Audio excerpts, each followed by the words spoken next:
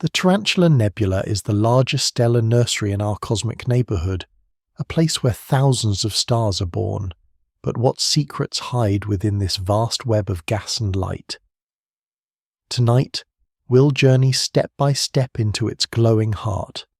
If you enjoy, please like, subscribe and share, and tell us in the comments which part of the nebula would you most want to explore. Thank you for watching. Now let's begin. The Tarantula Nebula is set within the Large Magellanic Cloud, which itself is a small satellite galaxy of the Milky Way.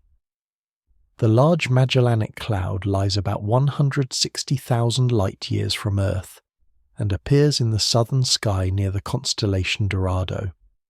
Its shape is irregular, but it shows a central bar and fragments of spiral-like arms. The Tarantula Nebula is the brightest and largest star-forming region within this galaxy, and is visible as an extended patch when observed through telescopes. Its scale is immense, spanning more than 1,000 light-years across, making it the largest known nebula of its kind in the local group of galaxies. The placement of the Tarantula Nebula is not isolated. It is part of a larger complex of clouds, clusters and cavities that define a portion of the Large Magellanic Cloud. Surrounding it are diffuse regions of neutral hydrogen and ionized hydrogen that spread across kiloparsecs, shaped over time by feedback from stars and gravitational tides from the Milky Way. The metallicity of the Large Magellanic Cloud is lower than that of the Milky Way, which means that its gas contains fewer heavy elements relative to hydrogen and helium. This difference influences how the nebula cools, how stars form, and how winds and supernovae distribute energy. In environments with lower metallicity, cooling of gas is less efficient, which affects the collapse of clouds and the final distribution of stellar masses. The Tarantula Nebula therefore serves as an important laboratory to study how star formation might have looked in earlier epochs of the universe, when metallicities were similarly low. From its position within the Large Magellanic Cloud, the nebula is also subject to external forces. The interaction between the Milky Way and its satellite galaxies produces tidal forces that can stir gas, compress clouds, and trigger star-forming activity. The location of the Tarantula Nebula near the leading edge of the Large Magellanic Cloud suggests that such tidal interactions may have contributed to the dense accumulation of material that allowed the nebula to grow to its present scale. Observers mapping the Large Magellanic Cloud find that the Tarantula Nebula is part of a network of giant cavities and shells carved into the interstellar medium by earlier episodes of massive star formation. These superbubbles expand outward, sweeping up gas into ridges and filaments. The Tarantula Nebula itself is embedded in one of the largest such complexes, the so-called LMC4 superbubble, which measures hundreds of parsecs across. This context places the nebula as one of many linked structures shaped by both local and galactic scale processes. When astronomers view the Tarantula Nebula, they see light from excited hydrogen and oxygen atoms glowing across visible wavelengths. These emissions are powered by strong ultraviolet radiation from young massive stars within the nebula. The apparent brightness of the Tarantula Nebula is so high that if it were located at the same distance as the Orion Nebula, it would cast visible shadows on Earth. This illustrates not drama, but scale. The Tarantula Nebula is orders of magnitude more energetic than the familiar star-forming regions of the Milky Way. The outer setting is further marked by streams of dust. These dust lanes absorb and scatter visible light, but re-radiate it in infrared, which allows astronomers to trace hidden material. Infrared observations reveal that the Tarantula Nebula is not only an emission nebula, but also a site where dense reservoirs of cold gas lie interlaced with hot ionized regions. This juxtaposition highlights the dynamic balance between star formation and stellar feedback, with cold gas feeding new stars while hot radiation and winds attempt to disperse the same gas. Radio surveys extend the picture. Mapping neutral hydrogen shows large reservoirs feeding into the nebula's location, while carbon monoxide traces dense molecular clouds. These measurements confirm that the Tarantula Nebula is not isolated, but connected to a much larger flow of interstellar matter moving across the Large Magellanic Cloud. Such flows are shaped both by internal dynamics of the galaxy and by gravitational interaction with the Milky Way. The context around the nebula therefore combines galactic-scale accretion with local-scale stellar processes. The nebula's placement is also important for understanding stellar populations. The Large Magellanic Cloud hosts both old and young stars, and within the Tarantula Nebula itself there are stellar clusters spanning a range of ages. The concentration of young massive stars in its central region, known as R136, dominates the radiation field, but around it lie older populations that formed tens of millions of years earlier. This suggests that star formation in this part of the galaxy has been ongoing for extended periods, with waves of activity triggered by feedback and external compression. Observations with modern instruments such as the Hubble Space Telescope and the Very Large Telescope have given astronomers the ability to resolve individual stars within the Tarantula Nebula, even across its vast distance. This allows accurate measurements of stellar masses, luminosities, and spectra. These data provide strong evidence that the nebula contains some of the most massive stars known, exceeding 100 solar masses. Such stars have extremely short lifespans, only a few million years, and thus their presence indicates that star formation is active and recent. At the same time, the nebula is surrounded by older clusters and remnants of supernova showing that cycles of star birth and death have repeated many times. The environment of the Tarantula Nebula also reflects the balance between internal and external processes. Internally, the winds and supernovae of massive stars carve cavities and shells. Externally, gravitational tides and large-scale gas flows supply material and trigger further collapse. The resulting structure is not static but constantly changing, with gas being ionized, compressed, or dispersed depending on local and global conditions. This balance determines how long the nebula can sustain its extraordinary level of activity before its gas reservoirs are exhausted or dispersed. As the Tarantula Nebula sits within the broader field of the Large Magellanic Cloud, it stands as one of the best laboratories for studying star formation under conditions different from the Milky Way. It shows how metallicity influences cooling, how tidal forces can concentrate gas, and how feedback from massive stars regulates further growth. The calm observation of its setting reveals a system at once vast and detailed, connected to its host galaxy, and shaped by both internal physics and external environment. The Tarantula Nebula does not end at its bright central regions, but extends into faint outer layers of glowing hydrogen that define its envelope. These layers are ionized by the intense ultraviolet radiation escaping from the many hot stars within the nebula.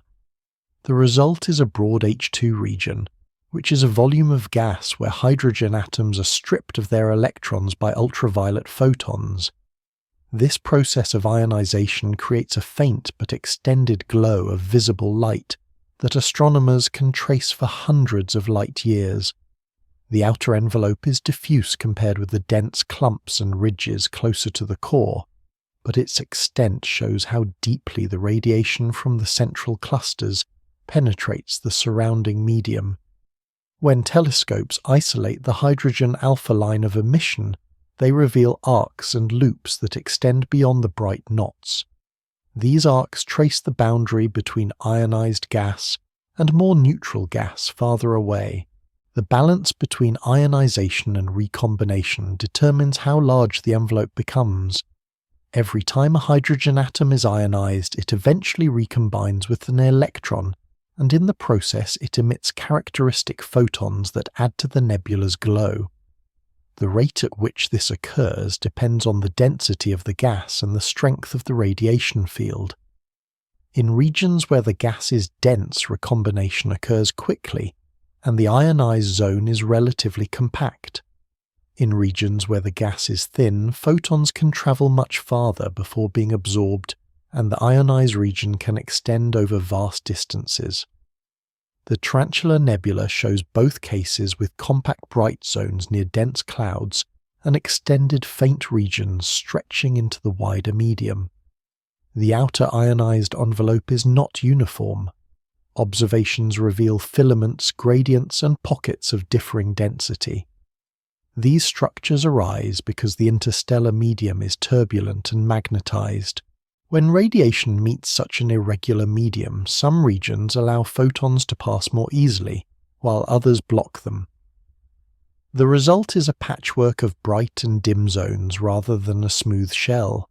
This irregularity helps explain why the Tarantula Nebula appears mottled with a mixture of high surface brightness regions and low brightness halos. The faint emission carries important information about leakage of ionizing photons into the Large Magellanic Cloud. Some photons do not get absorbed within the nebula, but escape to ionize gas farther away. Measurements of the Tarantula Nebula suggest that a significant fraction of its ultraviolet output escapes, which contributes to the ionization of the surrounding galactic medium. This property makes the nebula useful as an analogue for starburst galaxies in the early universe, where similar leakage of radiation may have played a role in cosmic reionization. The outer envelope also interacts with previously existing cavities in the Large Magellanic Cloud. The Tarantula Nebula is situated within a large-scale superbubble, and its ionized outer layers expand into this lower density environment. Where the expanding ionization front meets denser ridges, the gas glows more strongly and forms visible arcs. Where it expands into low-density regions, the glow is fainter but more extended. These differences help astronomers trace the three-dimensional shape of the gas and the history of energy input from earlier generations of stars. Beyond the hydrogen envelope, there are transition regions where radiation is weaker but still significant. These are zones where hydrogen is not fully ionized, but where molecules are broken apart by far ultraviolet photons. These zones, known as photodissociation regions, act as the interface between ionized gas and molecular clouds. In these layers, carbon and oxygen remain in atomic form, and dust grains absorb much of the incoming radiation. The gas in these regions is heated to hundreds of degrees Kelvin, which is much warmer than cold molecular gas but cooler than the fully ionized regions. In the Tarantula Nebula, such photodissociation regions are extensive and mark where new star formation is triggered or suppressed depending on local conditions. The study of the outer envelope is made possible by combining different wavelengths of observation.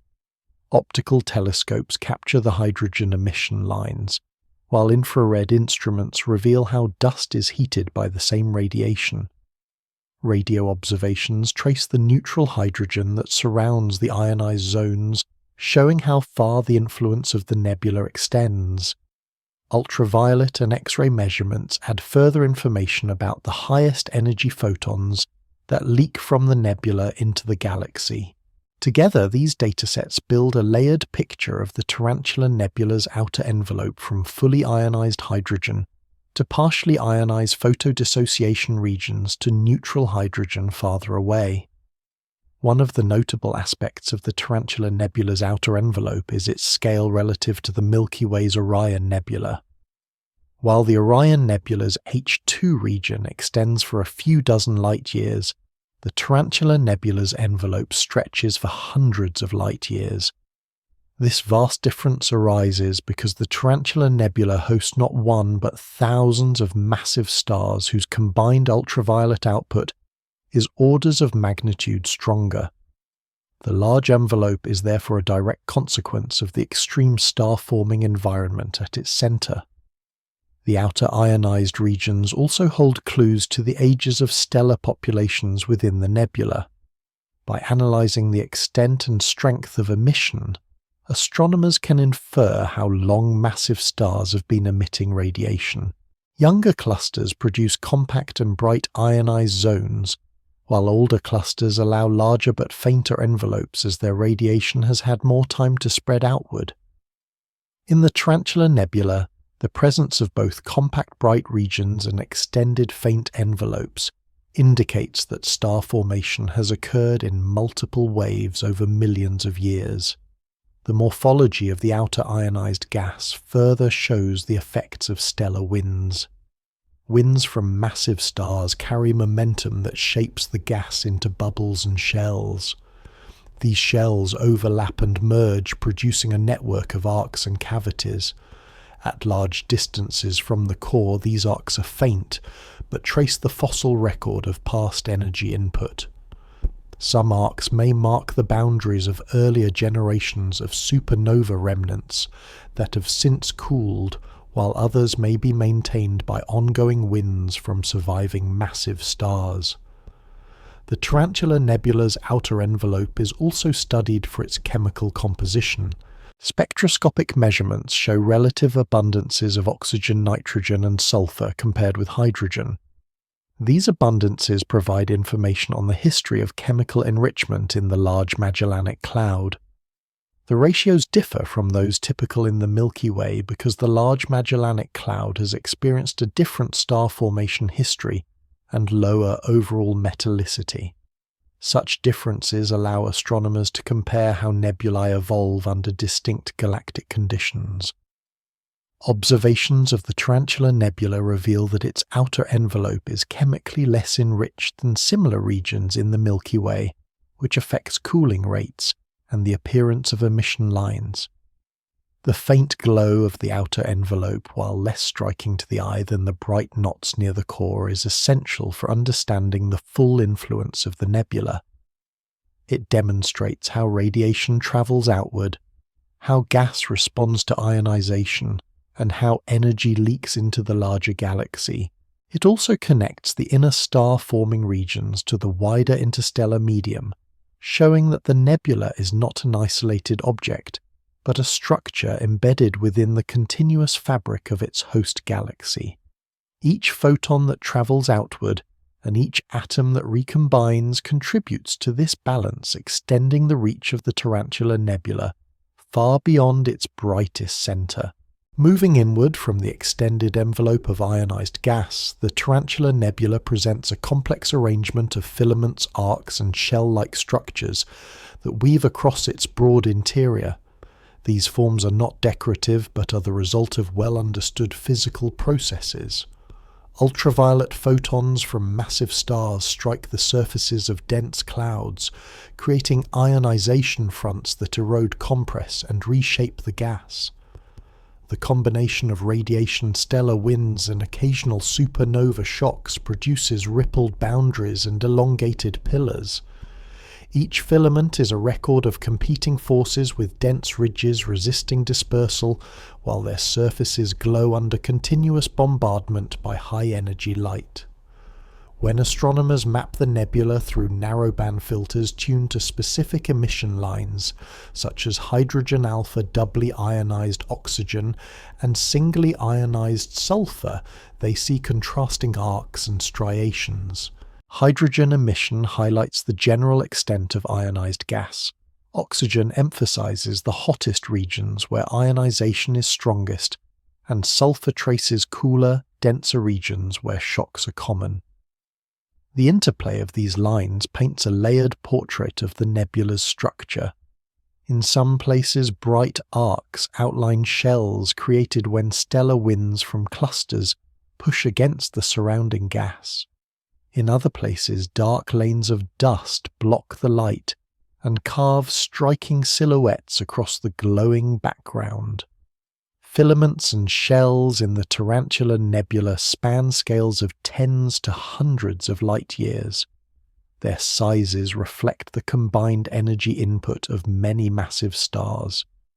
When winds from individual stars overlap, they merge into large superbubbles that drive gas outward. The swept-up shells of these bubbles are visible as arcs curving across the nebula.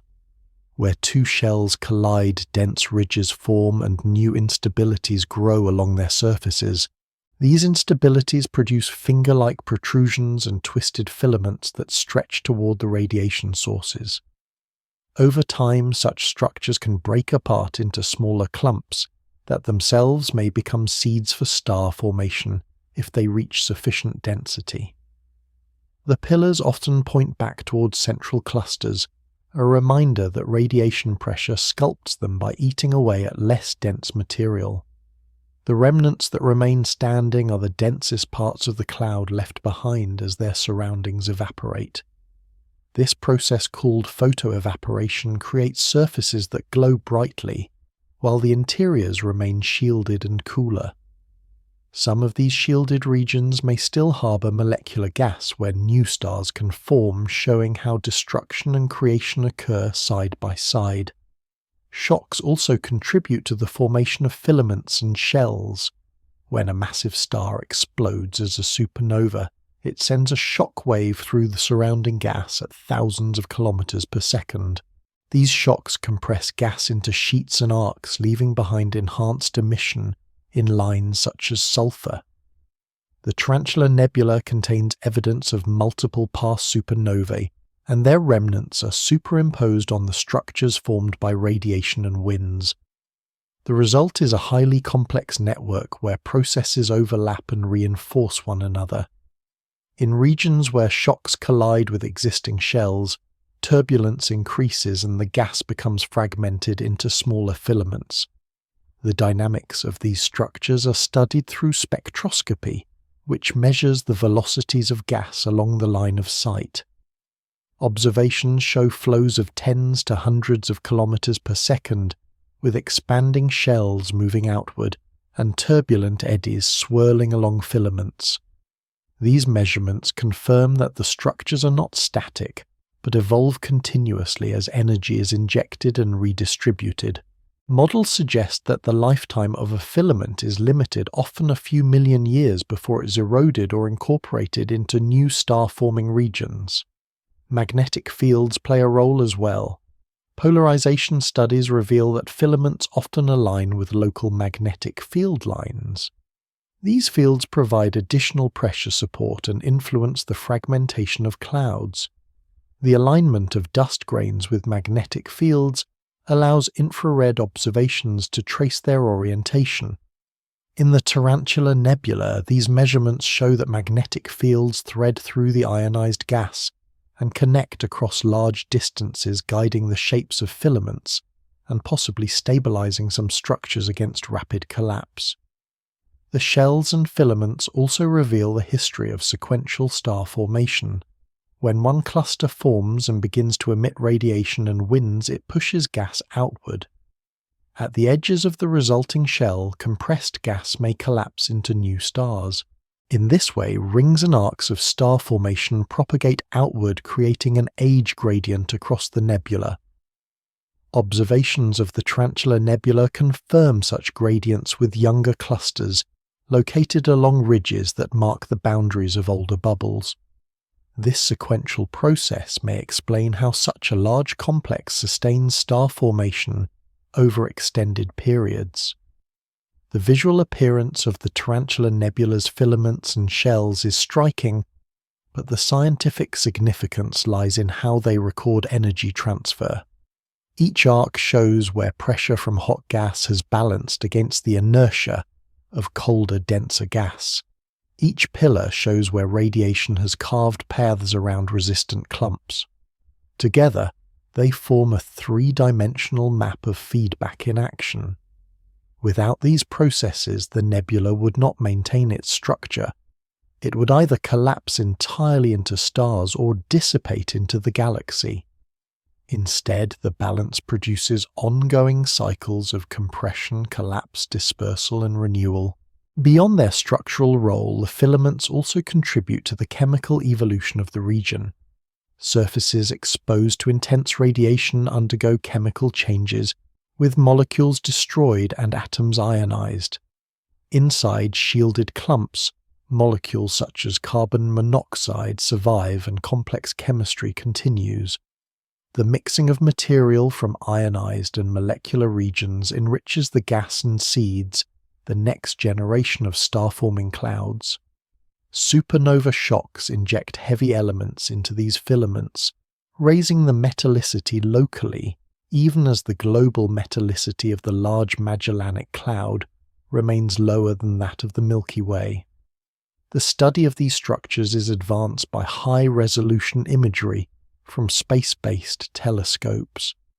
Images from the Hubble Space Telescope and more recently the James Webb Space Telescope resolve the fine details of filaments only a fraction of a light-year across. These images show how radiation sculpts small-scale features and reveals embedded stars that would otherwise be hidden. By combining these observations with ground-based spectroscopy, astronomers can match visual structures with velocity data and chemical composition, providing a fuller picture of the dynamic environment. The filaments and shells of the Tarantula Nebula demonstrate the complexity of stellar feedback at large scales. They illustrate how energy is distributed across hundreds of light-years and how localized features reflect both current and past events. Each glowing arc and dark silhouette is a marker of balance between formation and destruction, a balance that sustains the nebula as one of the most active star-forming regions in the nearby universe. The slow examination of these structures from the longest arcs to the finest filaments reveals the careful physics underlying their appearance and shows how the Tarantula Nebula serves as a model for understanding giant star-forming complexes in galaxies beyond our own. Deeper into the Tarantula Nebula, beyond the broad filaments and shells, lie boundary layers where the character of the gas changes from fully ionized to partially shielded. These are the photodissociation region zones where far ultraviolet light is still strong enough to break apart molecules, but not sufficient to fully ionize hydrogen. They form the transition between the bright emission regions and the cold molecular clouds deeper within. These layers are fundamental because they determine how radiation energy is absorbed, how molecules are destroyed or reformed, and how gas is heated. In the Tarantula Nebula, these transition zones cover vast surfaces and form intricate sheets and knots where radiation from clusters of massive stars strikes nearby dense material. The physics of photodissociation regions is governed by the penetration of far ultraviolet photons, typically with energies between 11 and 13 electron volts. These photons are absorbed efficiently by molecules such as carbon monoxide and molecular hydrogen. When molecular hydrogen absorbs a photon, it is often dissociated into two atoms, and the gas warms to a few hundred degrees Kelvin. Dust grains in these regions also play a critical role. They absorb far ultraviolet light and re-radiate it in the infrared, which regulates the temperature of the gas. Dust also provides surfaces on which some molecules can reform, creating a cycle of destruction and reassembly that is constantly maintained by the incoming radiation. Observations of the Tarantula Nebula in the infrared reveal the signature of these regions. Emission from polycyclic aromatic hydrocarbons, which are large molecules excited by far ultraviolet photons, marks the edges of clouds. Lines from atomic carbon and ionized carbon trace zones where carbon monoxide has been dissociated but not fully ionized. The strength of these lines confirms the presence of extensive photodissociation layers wrapping around dense ridges and clumps within the nebula. The geometry of these regions is not smooth, but highly irregular. Radiation penetrates along low-density channels while being blocked by thicker clumps. As a result, some areas have deeply extended photodissociation zones, while others are sharply truncated. The interplay creates a patchwork where molecules survive in some pockets, but are absent in adjacent zones. Over time, this irregular penetration of radiation shapes the morphology of clouds, creating cavities, notches, and layered surfaces. In the Tarantula Nebula, where thousands of massive stars contribute to the radiation field, the cumulative effect is vast networks of photodissociation regions arranged in overlapping sheets. Gas in these layers is dynamic. Pressure differences between ionized and molecular regions drive flows across the boundaries. Heated gas expands, sending weak shocks into the molecular material, while cooler gas streams outward into the ionized zones. This exchange of material blurs the distinction between phases and creates mixing layers. The gas in photodissociation regions is therefore neither static nor uniform, but constantly evolving under the competing effects of heating, cooling, and mechanical flows. Spectroscopic observations capture these flows through line broadening and shifts, revealing velocities of several kilometers per second. Such measurements confirm that material is moving both into and out of these transition zones.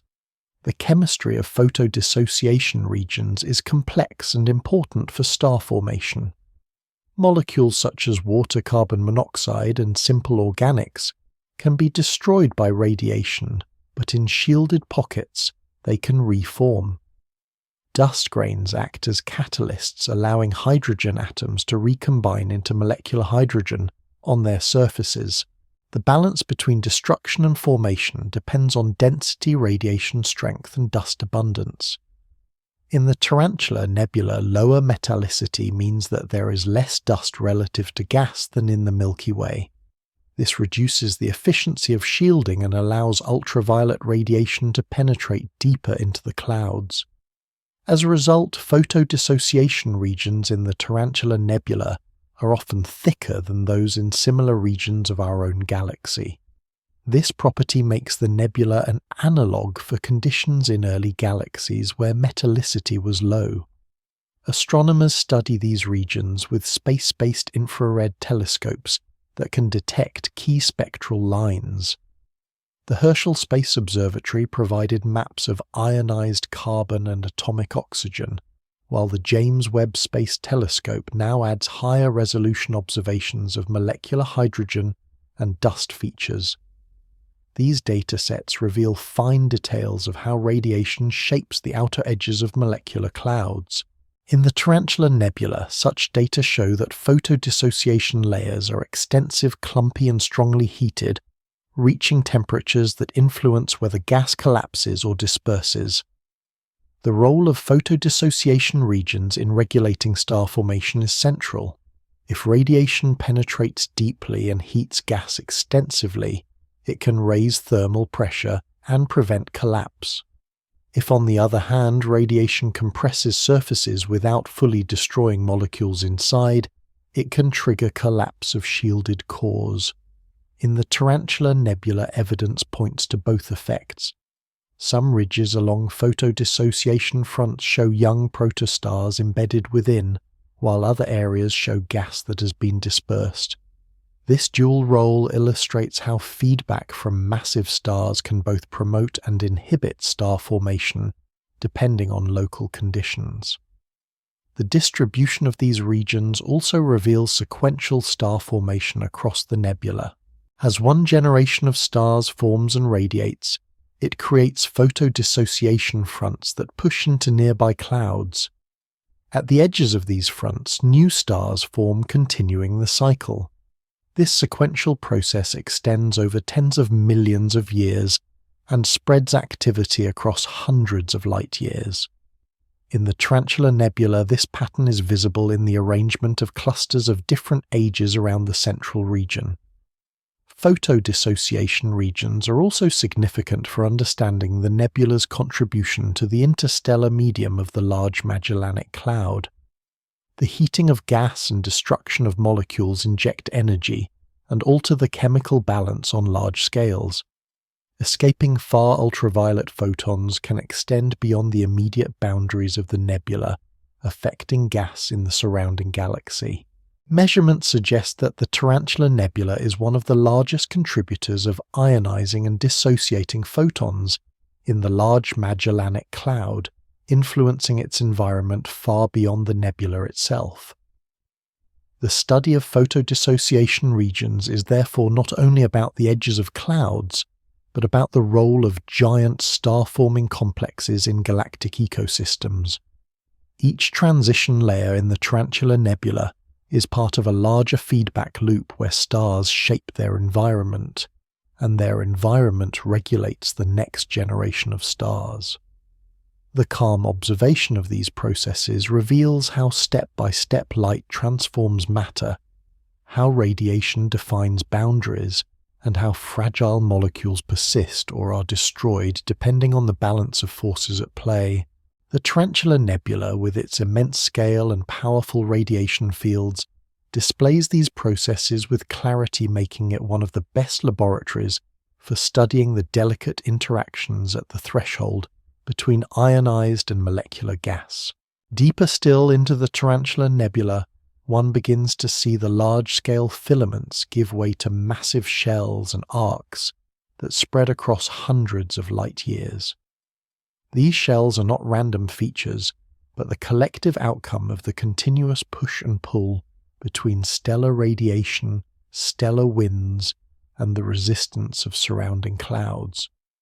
The most prominent shells form where winds and radiation fronts from clusters of hot stars have expanded into denser pockets of the surrounding medium, sweeping up layers of gas into compressed sheets.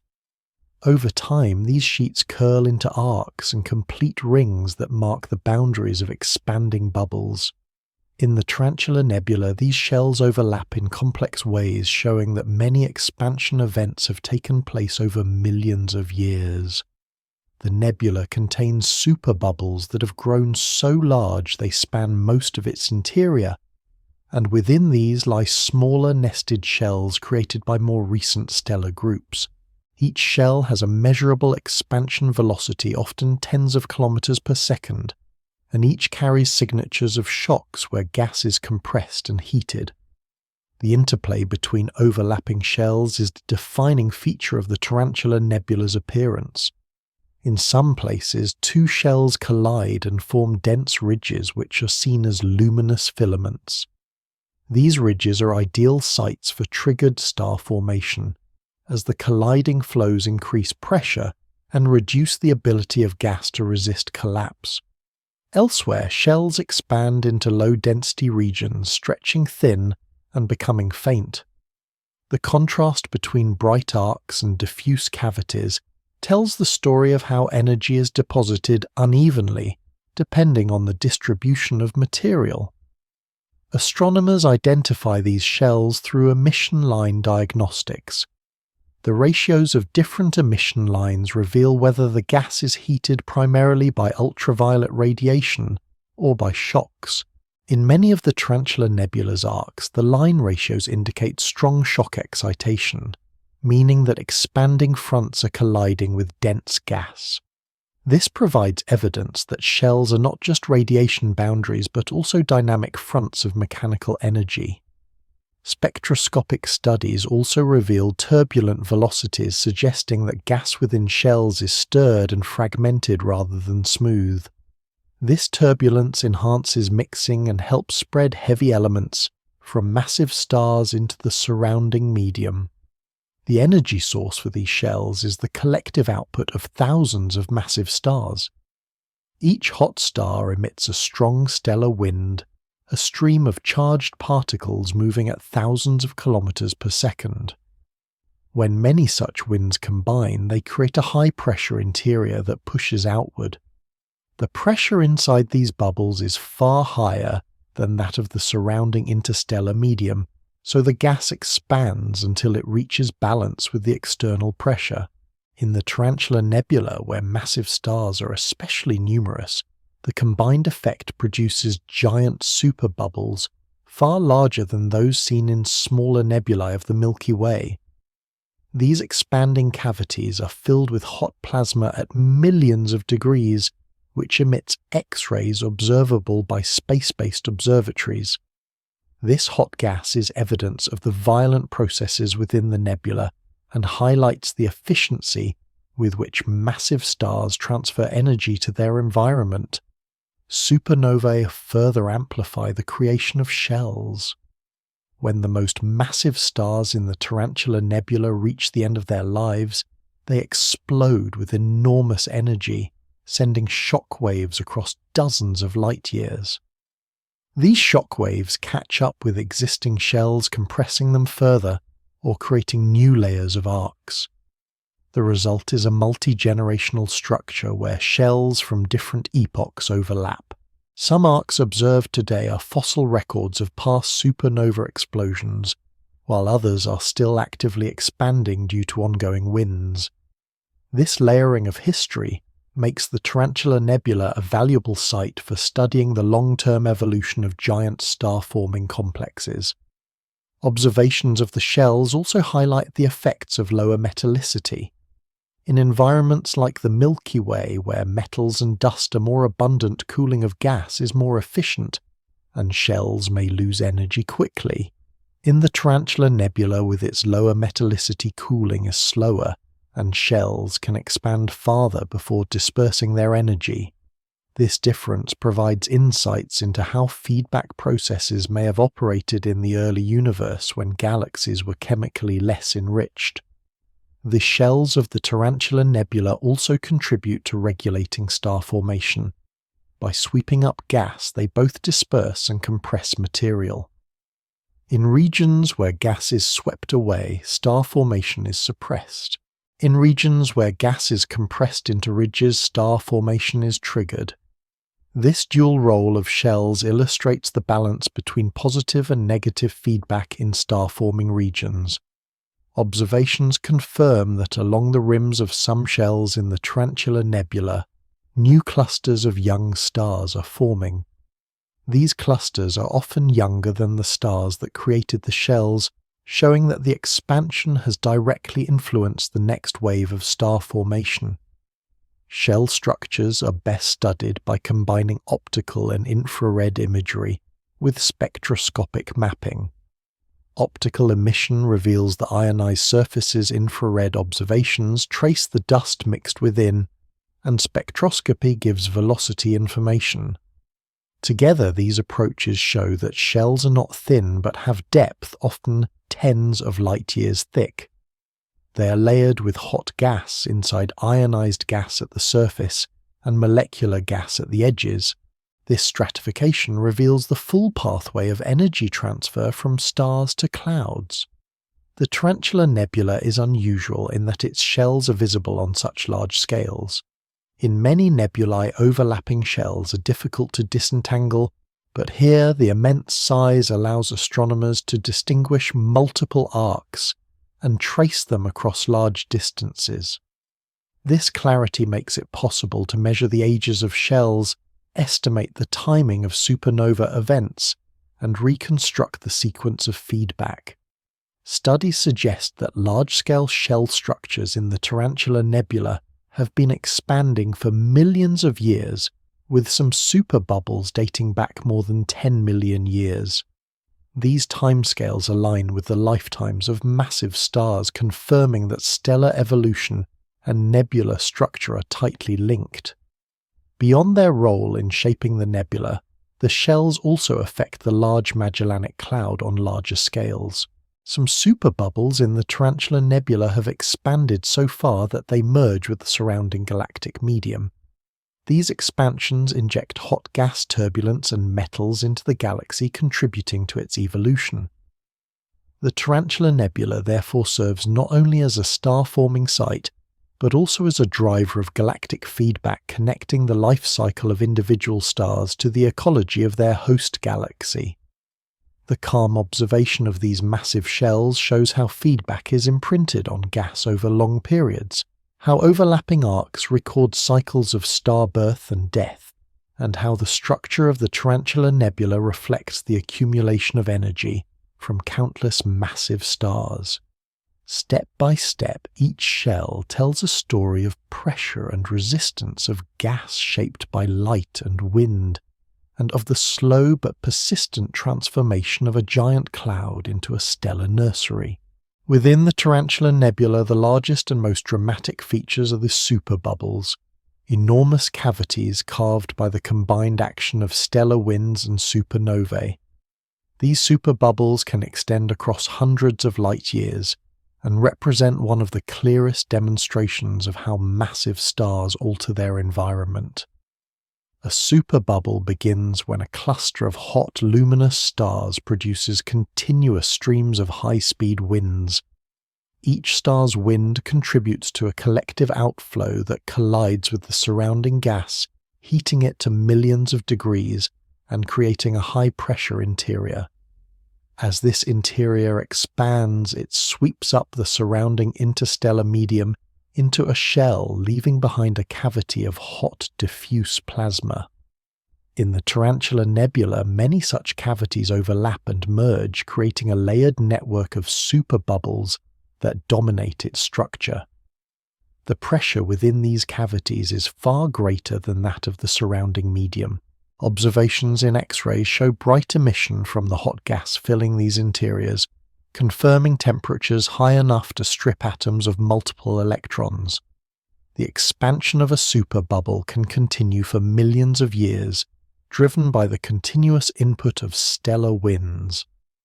When one of the massive stars explodes as a supernova, the energy released amplifies the process dramatically, injecting momentum and turbulence into the already hot cavity. Each supernova adds to the collective expansion, sometimes accelerating the bubble's growth and producing new shock fronts. In the Tarantula Nebula, superbubbles are linked not just to individual clusters, but to multiple generations of stars. Evidence from emission line mapping shows that some bubbles are tens of millions of years old, their shells having been created by earlier episodes of star formation. Nested within them are younger bubbles driven by more recent clusters. This hierarchy creates a landscape where older shells set the stage for new activity, guiding how gas flows and where new stars may form.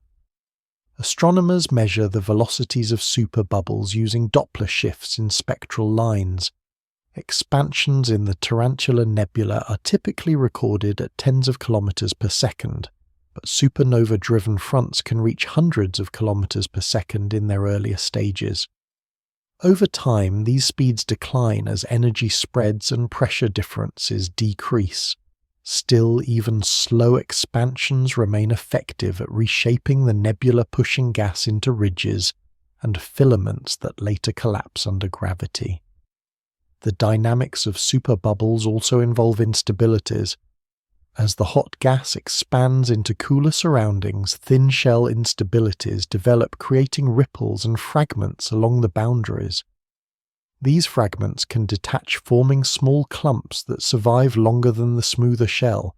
Observations of the Tarantula Nebula show such rippled edges in many places, confirming that instabilities are active and contribute to the nebula's filamentary appearance. Magnetic fields play a role in shaping superbubbles as well.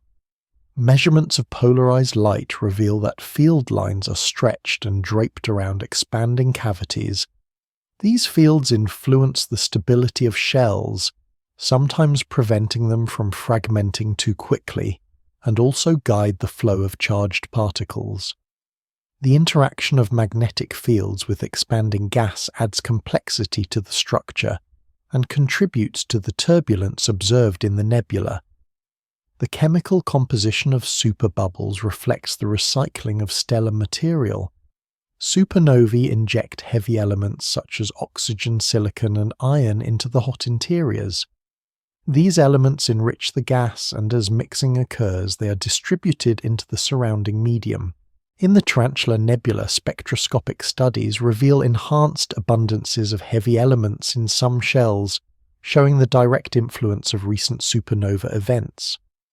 Over time, this process contributes to the overall chemical evolution of the Large Magellanic Cloud. Superbubbles also provide pathways for energy and matter to escape into the galaxy. In some cases, cavities expand so far that they break out of the dense molecular environment and vent hot gas into the wider galactic medium. Such blowouts create chimneys through which radiation winds and metals escape, influencing the interstellar environment on scales far beyond the nebula itself. In the Tarantula Nebula, at least one large superbubble appears to have connected with the surrounding cavity known as LMC4, linking the local structure to a galactic-scale shell. The impact of superbubbles on star formation is twofold. On one hand, the expansion of a cavity disperses gas, reducing the supply of material available for new stars.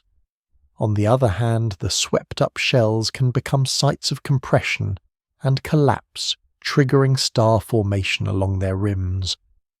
Observations of the Tarantula Nebula confirm that young clusters are located along the boundaries of expanding superbubbles, suggesting that triggered star formation is common. This balance between suppression and stimulation of star formation is a key feature of feedback in giant complexes. The Tarantula Nebula, with its many overlapping superbubbles, provides a clear view of this balance in action. Superbubbles also influence the radiation field of the nebula. Their hot interiors are transparent to ultraviolet light, allowing photons from central stars to travel farther and ionize gas beyond the immediate neighborhood. This leakage contributes to the extended ionized envelope observed around the nebula. By clearing channels through dense gas superbubbles, help radiation escape, enhancing the nebula's reach into the surrounding galaxy. The study of superbubbles in the Tarantula Nebula has broader implications. In the early universe, when galaxies were forming stars at high rates, and metallicities were low feedback from clusters of massive stars likely produce similar structures. The Tarantula Nebula serves as a nearby example of conditions that were common billions of years ago. By analyzing its superbubbles, astronomers gain insights into how energy and matter were recycled in young galaxies. Observations across the electromagnetic spectrum continue to refine this understanding. X-ray telescopes reveal the hot interiors, optical spectroscopy maps, the expanding shells, infrared observations show how dust is affected, and radio surveys trace the surrounding molecular reservoirs. Together, these data confirm that superbubbles are not isolated features, but interconnected structures that dominate the nebula's evolution. In the Tarantula Nebula, the sheer scale and number of superbubbles make them central to its identity as a star-forming complex. Calm study of these features reveals how repeated cycles of star birth and death build layers of history into a single nebula. Each superbubble records the influence of dozens or hundreds of massive stars, and their overlapping expansions show how feedback accumulates over time. Observing them step by step demonstrates how the Tarantula Nebula becomes not only a site of individual star formation, but also a driver of galactic-scale processes.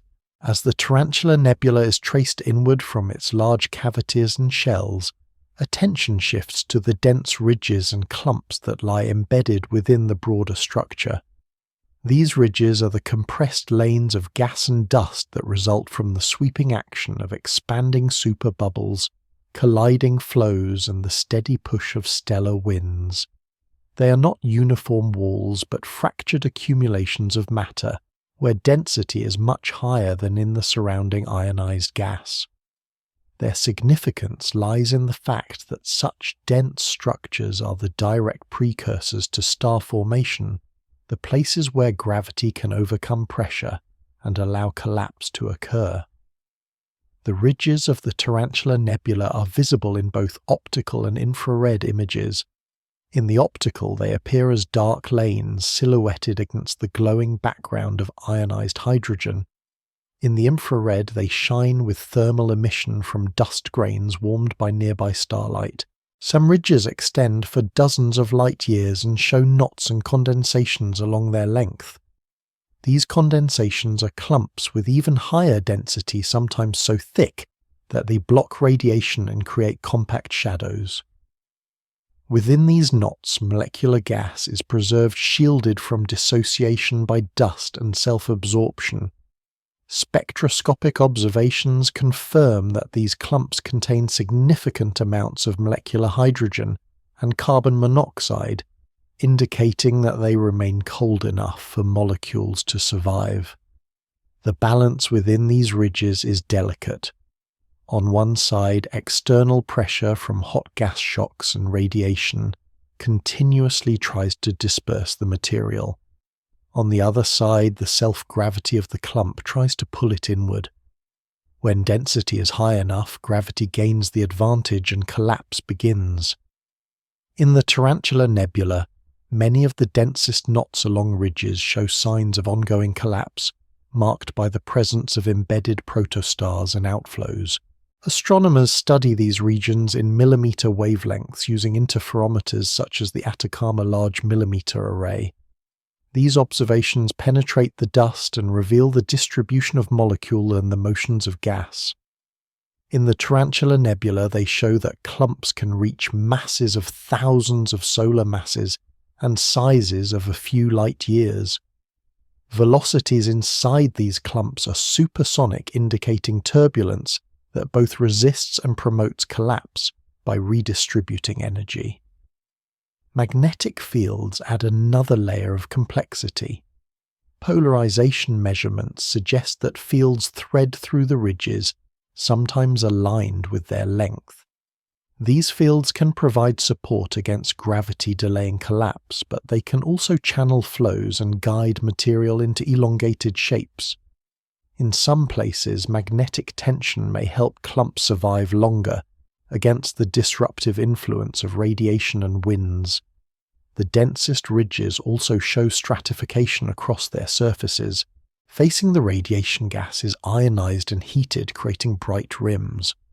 Just behind these rims, photodissociation regions mark the boundary where molecules are partly destroyed but dust still survives. Deeper inside, shielded cores remain cold with temperatures as low as 10 to 20 degrees Kelvin. This layering is visible in multi-wavelength observations where different tracers highlight each region.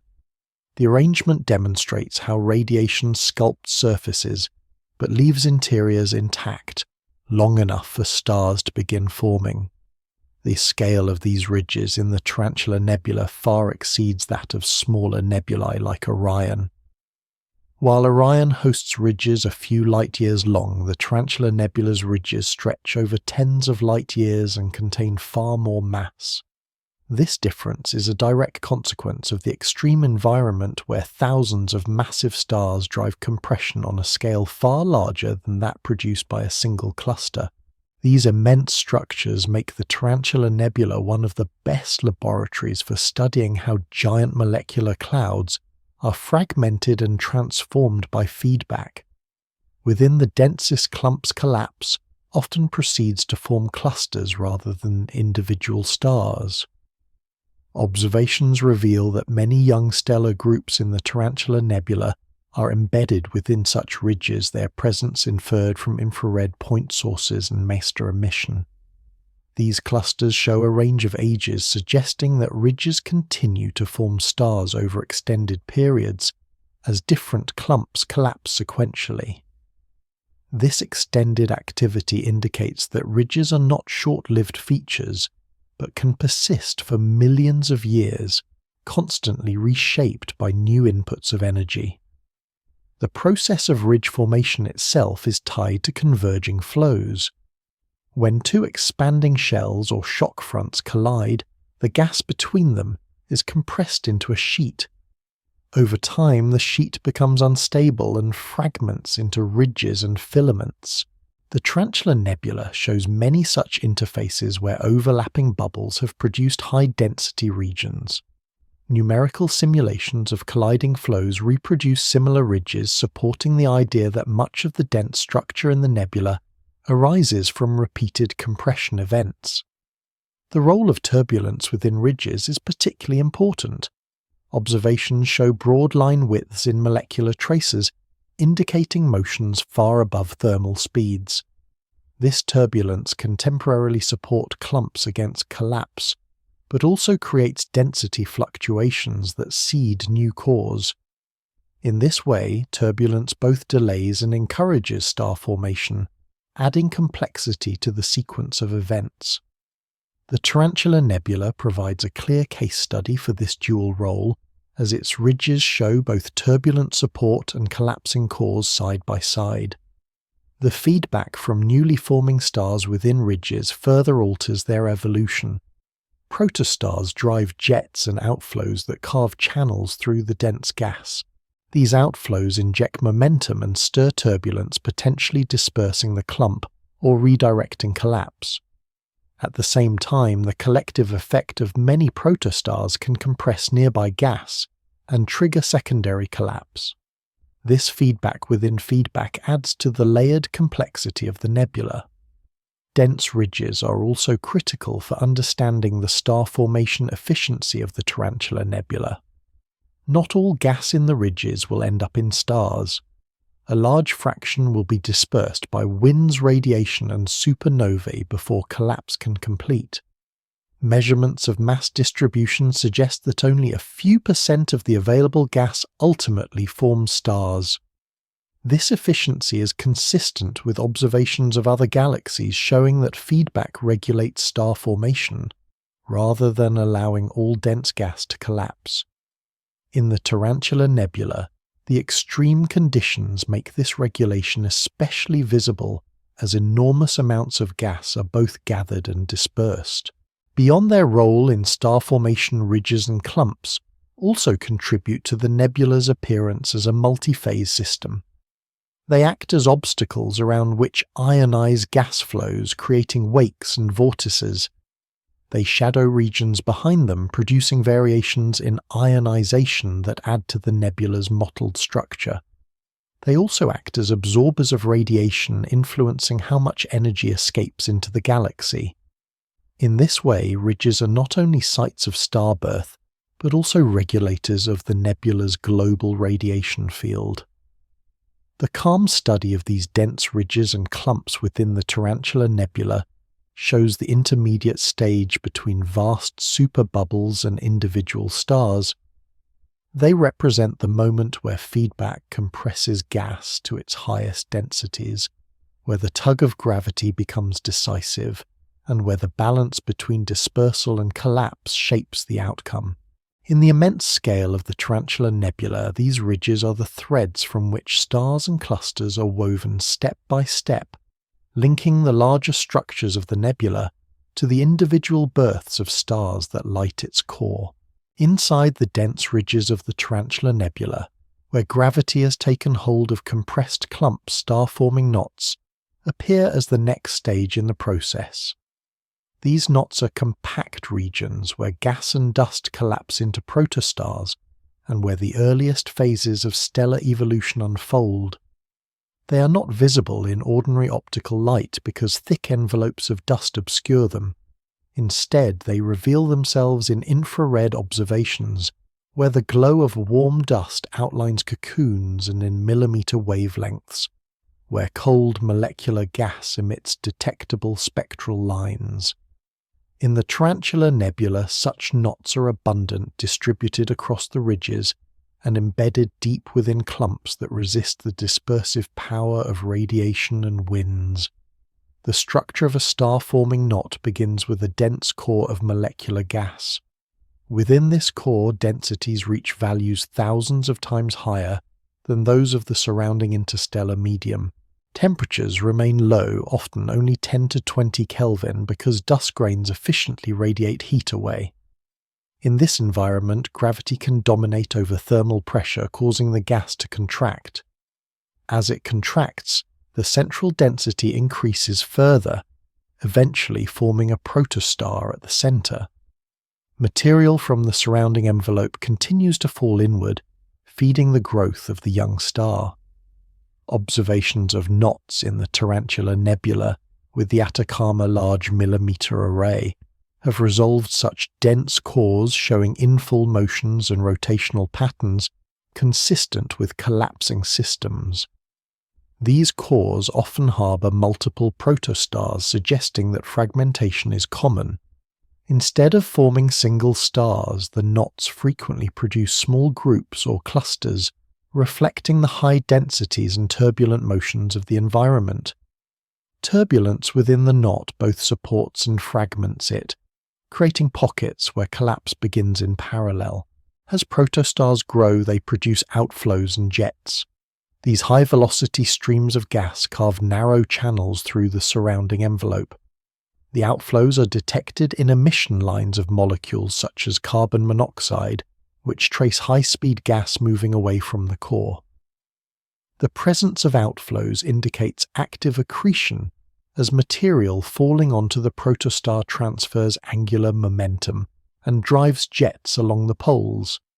In the Tarantula Nebula, powerful outflows have been observed emerging from several knots, confirming that protostellar activity is widespread. These outflows not only mark growth, but also inject energy into the environment, stirring turbulence and potentially triggering collapse in adjacent clumps. The embedded knots are also rich in complex chemistry. While strong radiation in the nebula destroys many molecules in exposed regions, the interiors of knots are shielded enough for molecular reactions to proceed. Observations reveal signatures of water formaldehyde and other organic molecules, showing that even in this extreme environment, chemical complexity emerges in the earlier stages of star formation. Dust grains within knots also play a vital role. They absorb energy from surrounding radiation fields and re-radiate it in the infrared, making knots luminous at wavelengths beyond visible light. Infrared observations with the James Webb Space Telescope have begun to resolve individual protostars within knots in the Tarantula Nebula, revealing them as bright points embedded in glowing envelopes. These observations provide a direct view of star formation under conditions of low metallicity and intense feedback. The distribution of knots across the nebula reveals patterns linked to external pressure. Many knots are located along the edges of expanding shells or at the intersections of filaments, places where compression is strongest. This supports the view that feedback does not only disperse gas, but also promotes collapse by creating high-pressure zones. In the Tarantula Nebula, with its overlapping superbubbles and strong winds, such triggered star formation appears to be a major driver of activity.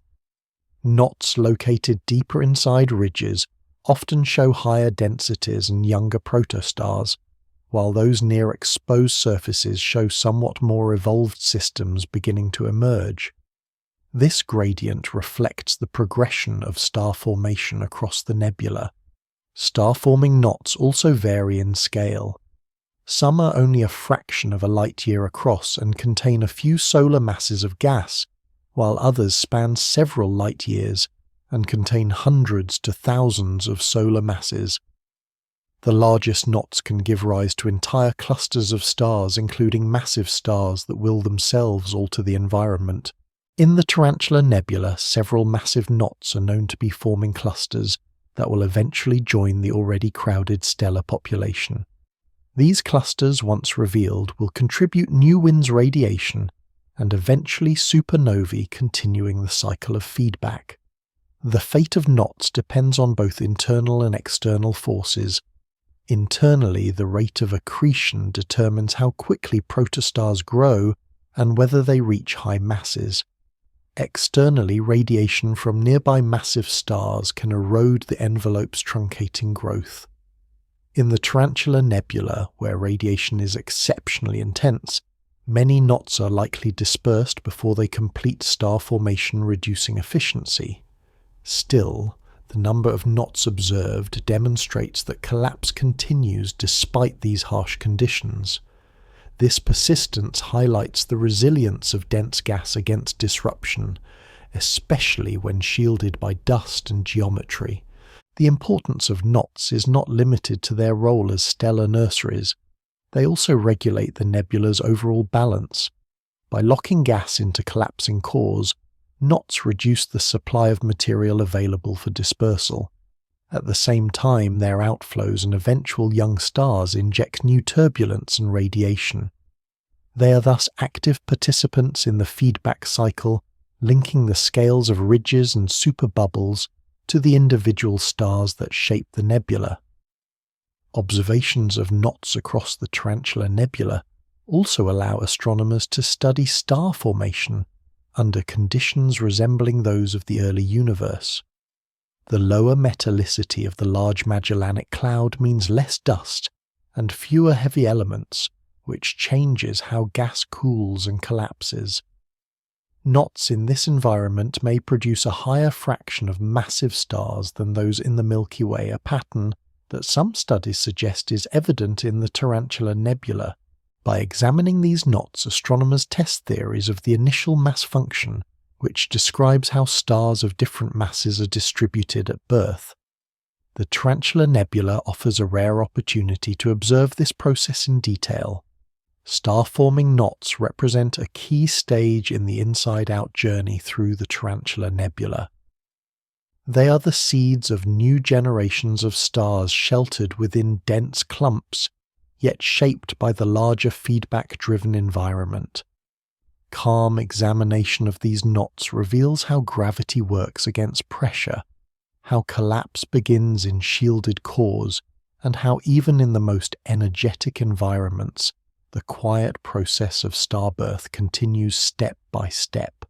Progressing further inward into the Tarantula Nebula reveals not only isolated knots, but entire embedded clusters of young stars still wrapped in the remnants of their natal clouds. These clusters are found in different stages of development, offering a timeline of how stars emerge from dense ridges into open associations. Some clusters are deeply obscured and visible only in infrared light, where the warm dust surrounding them glows faintly.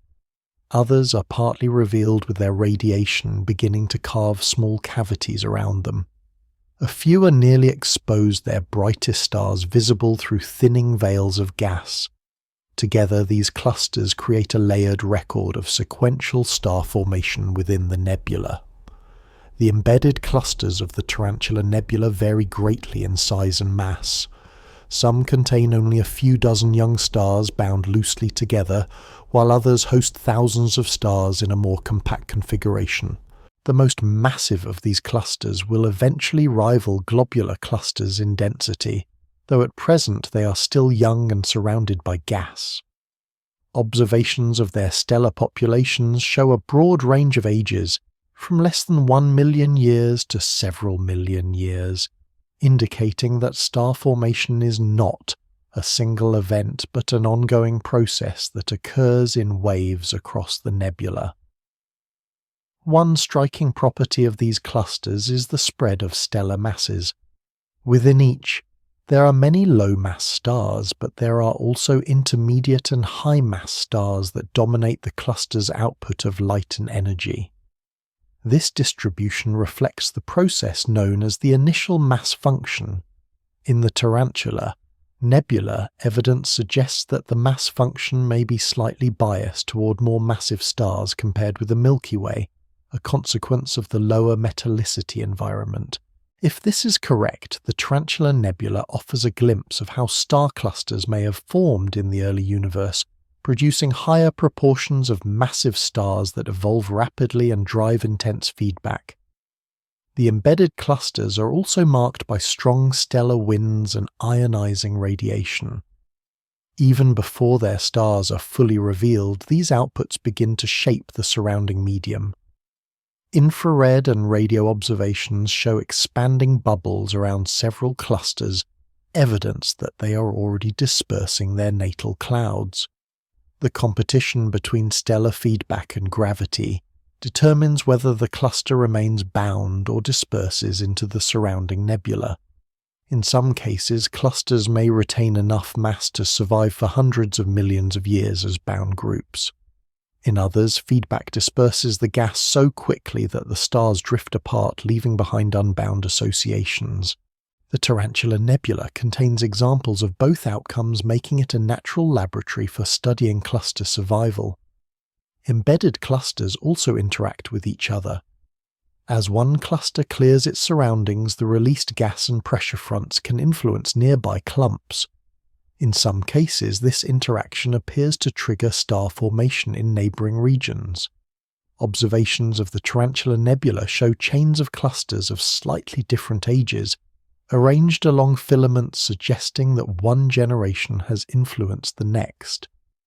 This pattern of sequential star formation across multiple clusters explains the extended activity observed in the nebula. Rather than all stars forming at once, the process propagates through space and time, maintaining the nebula's vitality. The most massive embedded clusters eventually evolve into central engines of feedback. As their most luminous stars grow stronger, they emit radiation that dominates large portions of the nebula. The famous cluster R136, located near the core of the Tarantula Nebula, is one such case. Although R136 is mostly exposed today, it began as an embedded cluster similar to those still hidden. Its current influence shows the eventual outcome of embedded clusters once they fully emerge. By studying the still shrouded clusters, astronomers can reconstruct the earlier stages of this evolution. The embedded clusters also host a variety of circumstellar environments. Many young stars within them are surrounded by disks of gas and dust, the raw material for planetary systems. Infrared observations reveal emission from these disks, while millimeter studies detect molecular lines from the gas within them. The harsh environment of the Tarantula Nebula, however, makes the survival of such disks uncertain. Radiation and winds from nearby massive stars can erode disks, quickly reducing the chance for planets to form. The study of disks in the Tarantula Nebula therefore provides information about how planet formation proceeds in extreme environments. The clusters are also a source of variability. Young stars within them often show irregular brightness due to accretion burst spots on their surfaces or interactions with their disks. Monitoring programs have captured such variability, showing that even in a massive nebula dominated by large-scale processes, the small-scale behavior of individual stars continues as in less extreme environments. The combination of these small-scale and large-scale processes illustrates the richness of the Tarantula Nebula as a site of star formation. The age spread of embedded clusters raises questions about the triggering mechanisms that sustain activity. Some theories suggest that feedback from older clusters compresses gas into new ridges, which then collapse to form younger clusters. Others emphasize the role of global turbulence, which naturally creates density fluctuations that collapse at different times. The Tarantula Nebula likely involves both processes, with feedback and turbulence working together to produce a continuous chain of cluster formation. The embedded clusters are studied using a combination of observational techniques. Infrared imaging reveals the young stars and their dusty cocoons. Millimeter interferometry maps the gas distribution and motion. Optical spectroscopy, where possible, measures the stellar content of less obscured members. Together, these observations provide a complete view of cluster properties from gas content to stellar population. In the Tarantula Nebula, such studies have confirmed the presence of hundreds of young clusters, each contributing to the overall structure. These clusters are essential for understanding how the Tarantula Nebula will evolve. As they grow and clear their surroundings, they add new energy sources to the nebula. Each cluster eventually joins the larger network of feedback, carving new cavities, producing new shells and influencing future generations of stars. The calm consideration of these embedded clusters shows them as links in a chain, each stage connected to the previous and the next. They are the natural outcome of the dense ridges and knots already encountered, and they are the precursors to the bright core dominated by R136. Step by step, they illustrate the continuity of star formation across scales from small clumps to vast stellar assemblies. Moving deeper into the Tarantula Nebula brings us to the inner cavities, where dense gas is largely cleared away and replaced by hot plasma that fills vast volumes. These cavities form when the combined radiation and stellar winds of massive stars push outward against surrounding material, driving gas and dust into shells and leaving behind low-density interiors. What remains is a space dominated by high-energy processes, where temperatures reach millions of degrees and matter exists in a state far removed from the cold molecular clouds where stars are born. In the Tarantula Nebula, these cavities are not empty voids, but active regions where physics at extreme conditions can be observed directly. The interiors of the cavities are heated primarily by shocks. As stellar winds collide with each other and with surrounding gas, they produce shock fronts that compress and heat matter. When a supernova occurs within the cavity, the shock adds even more energy, increasing temperatures and stirring turbulence. The resulting plasma is tenuous but extremely hot, emitting strongly in the X-ray part of the spectrum. Observations with X-ray telescopes such as Chandra and XMM Newton show diffuse emission throughout the Tarantula Nebula's cavities, confirming that hot gas fills these spaces. The brightness of this X-ray emission provides measurements of density and temperature, while the spectral signatures reveal the presence of heavy elements injected by past supernovae. The expansion of the cavities is a continuous process. As long as massive stars remain active, their winds and radiation keep pressure high inside the cavity. This pressure drives expansion into surrounding gas, maintaining the shell structures observed farther out.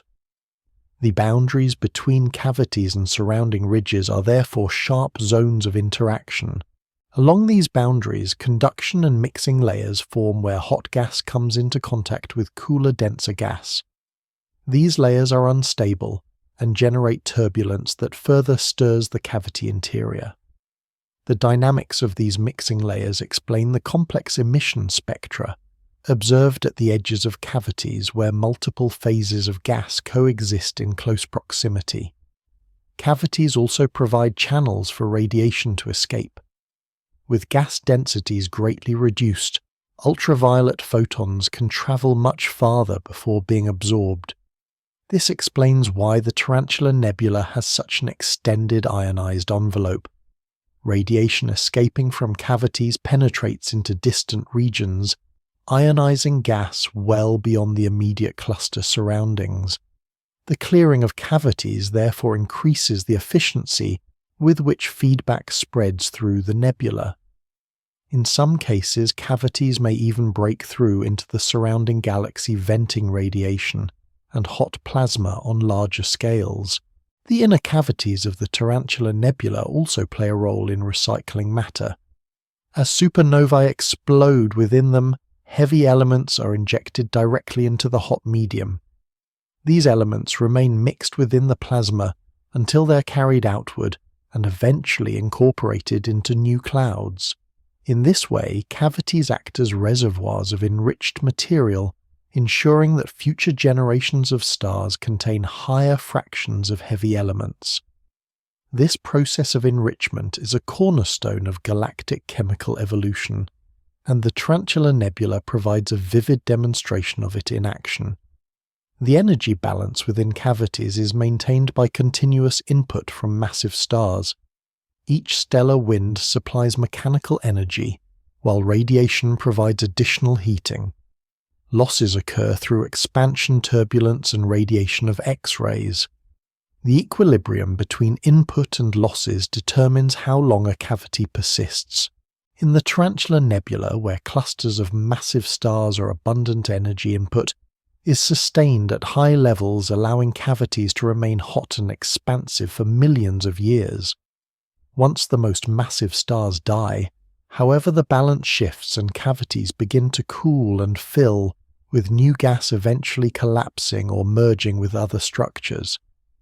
The scale of cavities in the Tarantula Nebula is exceptional. While in smaller nebulae cavities may span only a few light years here, they can stretch across dozens to hundreds of light years. This immense size reflects the extraordinary number of massive stars concentrated within the nebula. The core cluster, 136 alone, contains hundreds of hot stars with powerful winds, and the combined effect of their activity has hollowed out a central cavity of enormous scale. Additional clusters contribute their own smaller cavities, many of which overlap and merge to create a complex interior landscape. The structure of cavities also influences the appearance of the nebula in visible light. The bright filaments and shells seen in optical images are illuminated edges of cavities' surfaces, where radiation encounters dense gas. The darker interiors correspond to the low-density regions, though in reality these interiors are filled with hot plasma invisible to optical telescopes. Multi-wavelength observations are necessary to capture the full picture, combining optical infrared and X-ray data to reveal both surfaces and interiors. The formation of cavities has direct implications for star formation. By clearing gas from central regions, massive stars reduce the supply of material available for further collapse. This negative feedback suppresses star formation in the immediate vicinity. However, the outward push of cavities also compresses surrounding gas into ridges where collapse may be triggered. Thus, cavities regulate where star formation occurs, shutting it down in some places while promoting it in others. In the Tarantula Nebula, this regulation is evident in the age distribution of clusters. Older clusters dominate the cleared interiors, while younger clusters are found along cavity edges where compression has taken place. The interiors of cavities also serve as sites for studying high-energy astrophysics. The hot plasma inside them contains signatures of particle acceleration, as shocks and turbulence energize electrons to high speeds. These particles produce synchrotron radiation, observed in radio wavelengths. In the Tarantula Nebula, diffuse radio emission traces such processes, linking them to supernova remnants embedded within the cavities.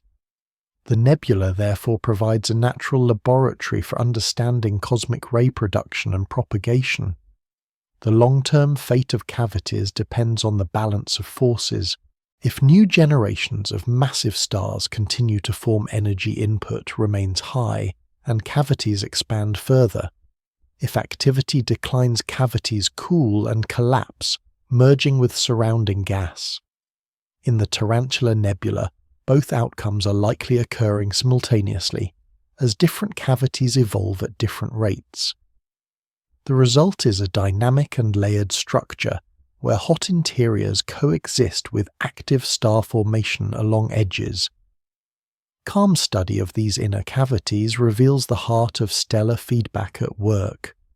Here radiation and winds reach their fullest expression, clearing vast spaces, heating plasma to millions of degrees, and redistributing heavy elements. These cavities are the lungs of the Tarantula Nebula, breathing energy into its structure, shaping its evolution step by step, and linking the small-scale actions of individual stars to the vast architecture of the entire region. At the boundaries of the Tarantula Nebula's inner cavities lie the feedback interfaces zones where hot, low-density plasma from stellar winds and supernovae collides with the dense molecular material of ridges and clumps. These interfaces are neither smooth nor stable. They are turbulent layers filled with shocks, instabilities, and rapid changes in temperature and density. They represent the front line of interaction between the most energetic processes inside the nebula and the raw material of star formation. Careful examination of these regions reveals how energy is transferred from stars to gas, and how that transfer regulates the cycle of birth and dispersal. The structure of a feedback interface begins with an advancing front of ionized gas. Ultraviolet radiation from massive stars heats and ionizes the surface of a dense cloud, creating a thin layer of high-temperature gas that expands outward. This expanding layer pushes against the cloud, compressing its outer regions.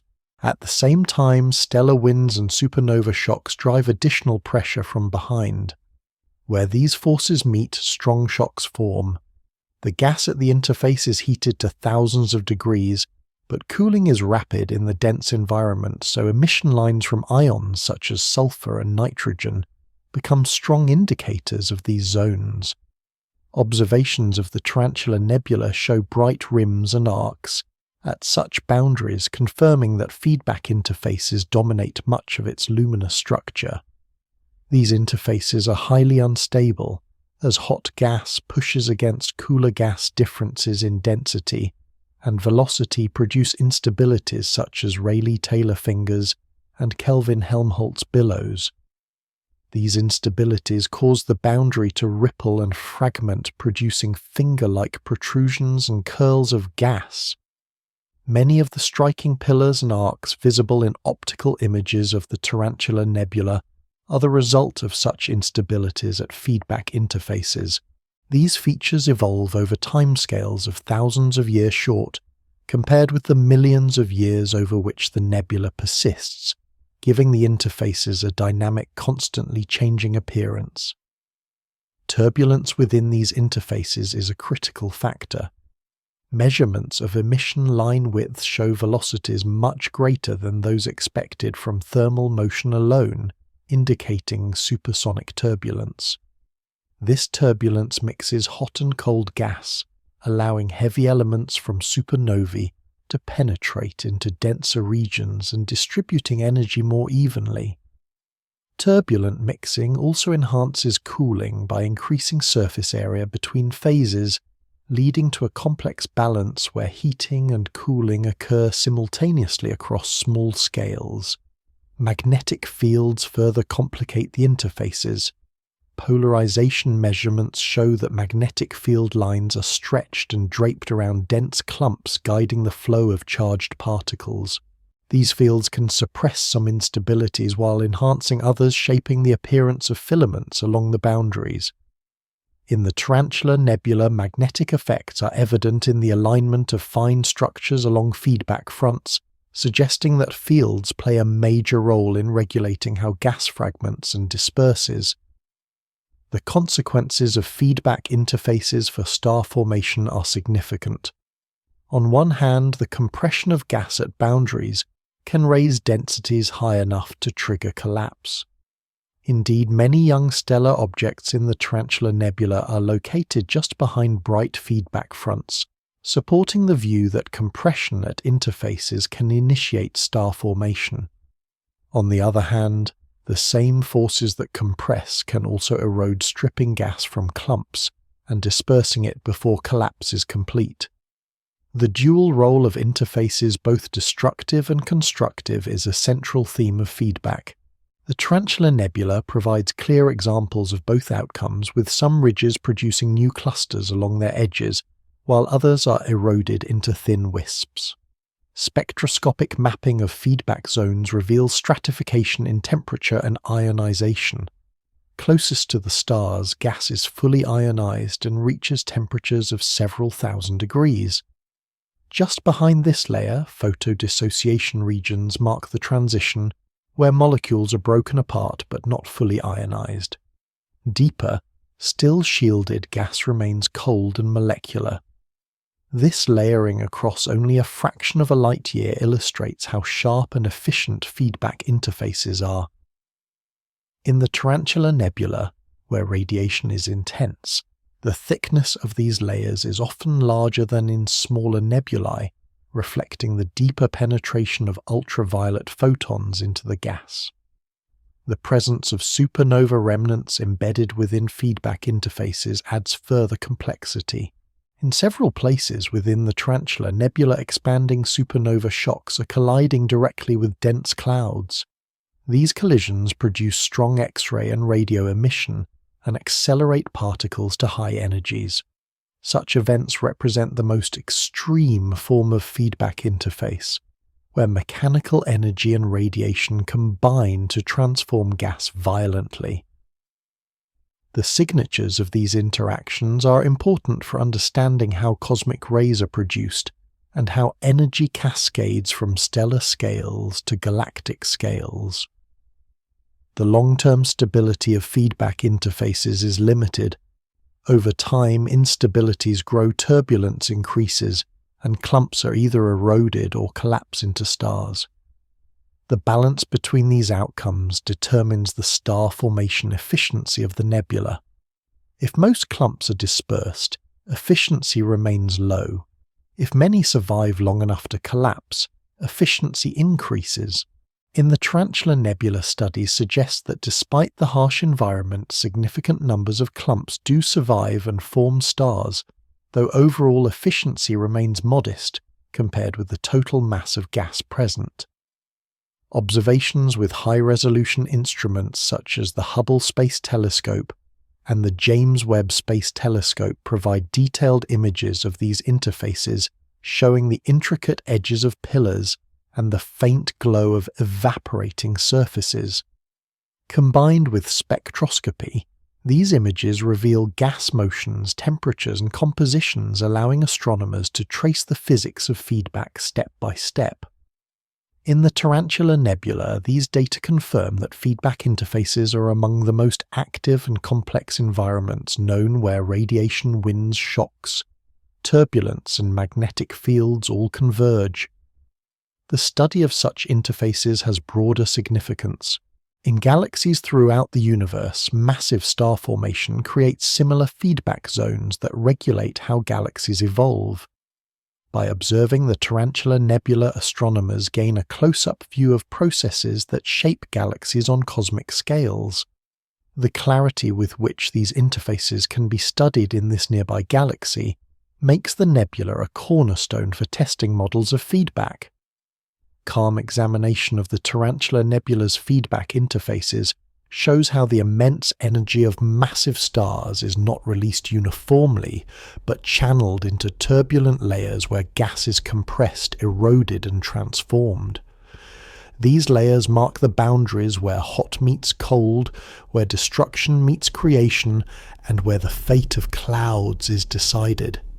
Step by step, they illustrate the detailed physics of feedback, reminding us that the nebula's grandeur is built from countless small-scale interactions unfolding across its luminous face.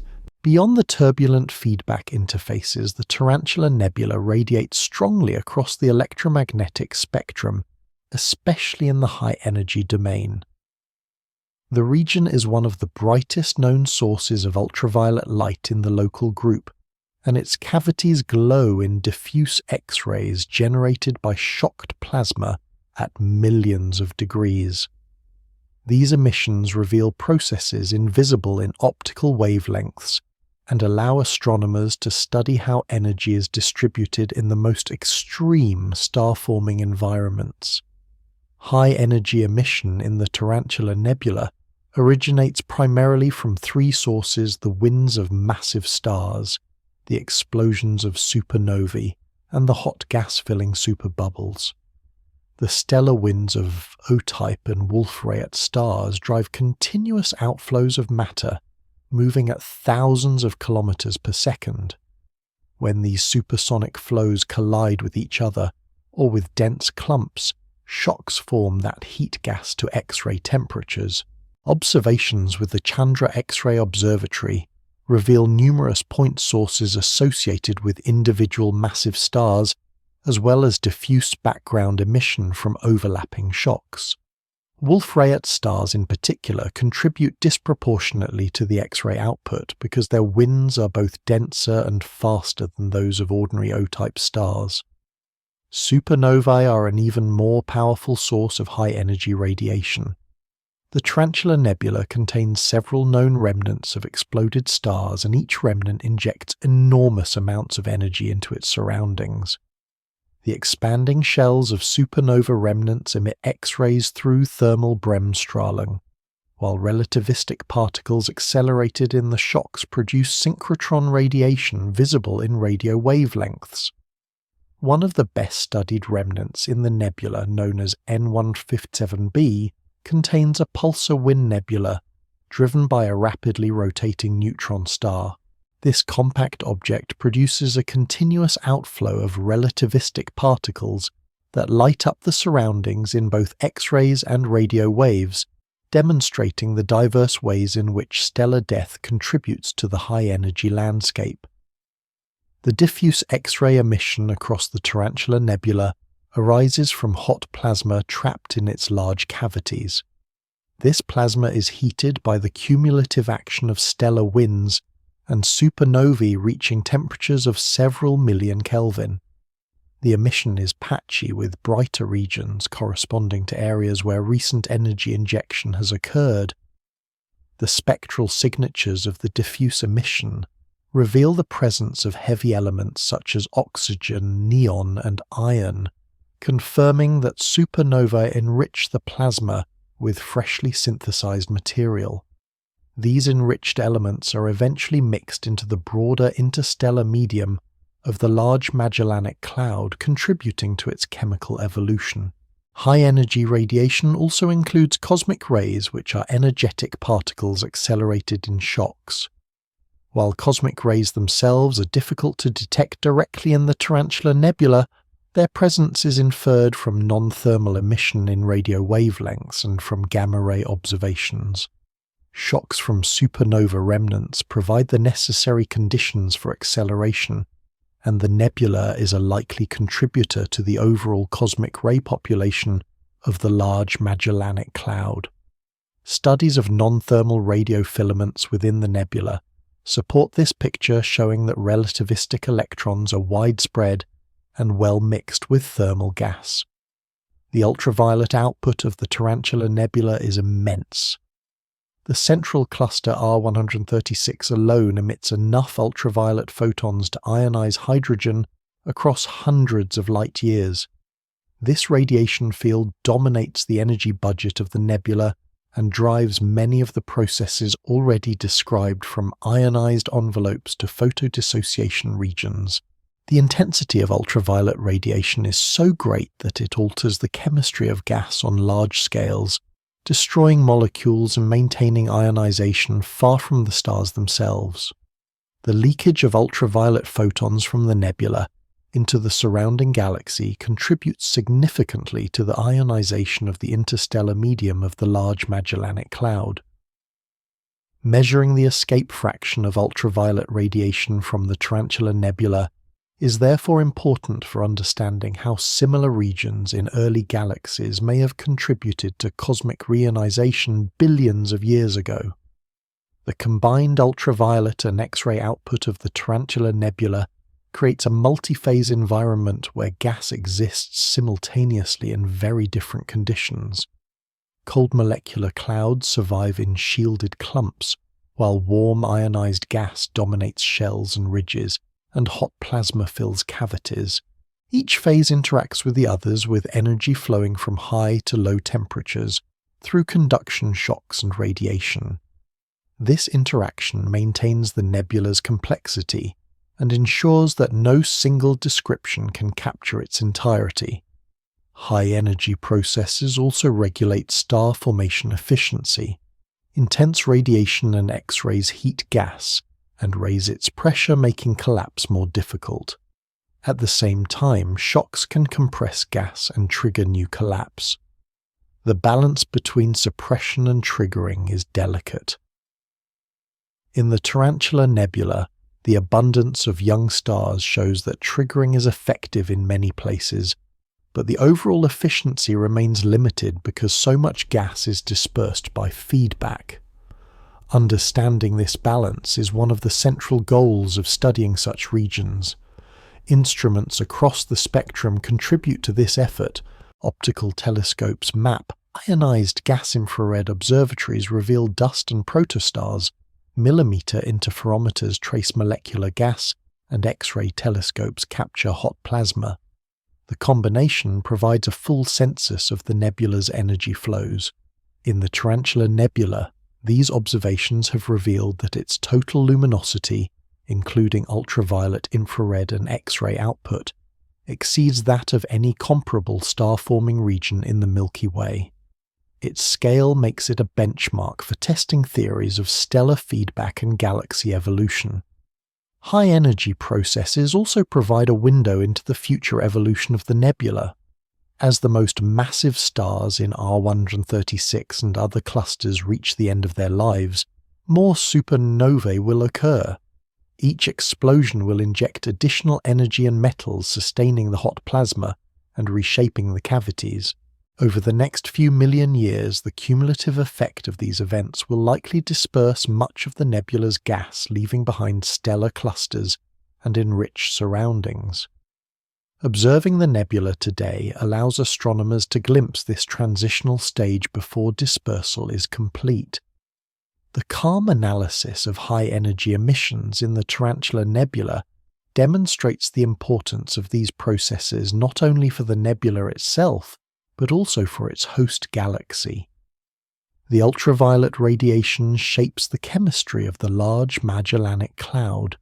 The X-rays trace the recycling of energy and metals, and the supernova remnants show how cosmic rays are accelerated. Each component contributes to the nebula's role as a model for understanding starburst regions across the universe.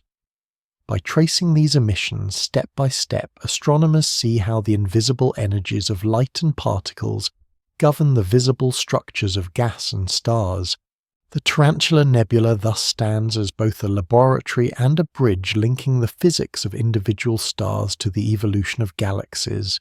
Approaching the heart of the Tarantula Nebula, the intensity of radiation, density of stars, and strength of winds all rise sharply.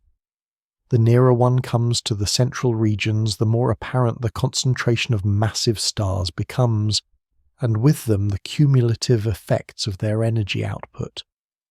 Radiation pressure grows powerful enough to influence the motions of entire clouds, while winds from hundreds of hot stars merge into a constant outflow that drives the dynamics of the surrounding gas. The inner environment is therefore not only brighter, but also more extreme in physical conditions than the outer regions. Radiation pressure is one of the dominant forces here. Each massive star emits enormous amounts of light, and the momentum carried by photons exerts pressure when it strikes dust grains and gas. In the Tarantula Nebula, the number of luminous O-type and Wolf-Rayet stars is so high that their combined radiation pressure exceeds that of any other known region nearby. This pressure pushes dust and gas outward, helping to carve out the inner cavities and shaping the distribution of material into arcs and ridges. Where dust concentrations exist, radiation pressure accelerates them away from the cluster, creating streams of matter that drift outward. The effect is measurable in the velocity gradients observed in ionized gas, which show outward flows consistent with radiation-driven acceleration. Stellar winds are equally important. Each hot star drives a continuous stream of particles, and in the dense environment of the core, these winds collide and merge into a turbulent flow. The merged winds form a high-pressure medium that fills the central cavity and expands outward, reinforcing the effects of radiation pressure. Spectroscopic observations in X-rays and ultraviolet lines reveal this hot wind fluid moving at thousands of kilometers per second, heating surrounding gas and maintaining the brightness of the central regions. The combination of radiation and winds ensures that gas cannot remain near the central clusters for long. Instead, the environment is continuously cleared, producing steep gradients in density and temperature. Moving inward, the density of stars also increases dramatically. The core region surrounding the R136 cluster is one of the most crowded stellar environments known. Stars are separated by less than 1/10 of a light-year in some places, meaning that their radiation fields and winds overlap completely. The result is a collective environment where no star acts in isolation, but where each is part of a continuous network of feedback. This density also raises the likelihood of interactions between stars. Observations suggest that close encounters between massive stars are possible in R136, and such interactions may influence stellar evolution by transferring mass or even merging stars. These processes may explain the presence of stars in the cluster that appear more massive than models predict, possibly the result of mergers. The approach to the core is also marked by strong turbulence. Gas motions here are chaotic, with velocities ranging from tens to hundreds of kilometers per second. This turbulence is fueled by the overlapping winds and radiation fields, and it is observed in the broadening of emission lines from hydrogen, oxygen, and nitrogen. The turbulence not only stirs the gas, but also mixes heavy elements injected by supernovae and winds spreading enrichment throughout the region. This mixing is important for ensuring that future generations of stars form from chemically enriched material, continuing the cycle of galactic evolution. Temperatures also climb steadily. While outer ridges and knots may remain cold at tens of Kelvin, gas near the core is heated to thousands of degrees by ultraviolet radiation, and the cavities reach millions of degrees in their X-ray emitting plasma. The steep temperature gradient ensures that heat flows outward through conduction and turbulent mixing, transferring energy to cooler regions and maintaining the layered structure of the nebula. The increasing intensity of conditions near the core also influences star formation. In such a harsh environment, it is difficult for new stars to form close to the central clusters because radiation and winds disperse gas before it can collapse. As a result, star formation shifts outward, occurring primarily along ridges and shells where compression dominates. The absence of dense molecular gas near the core confirms this suppression.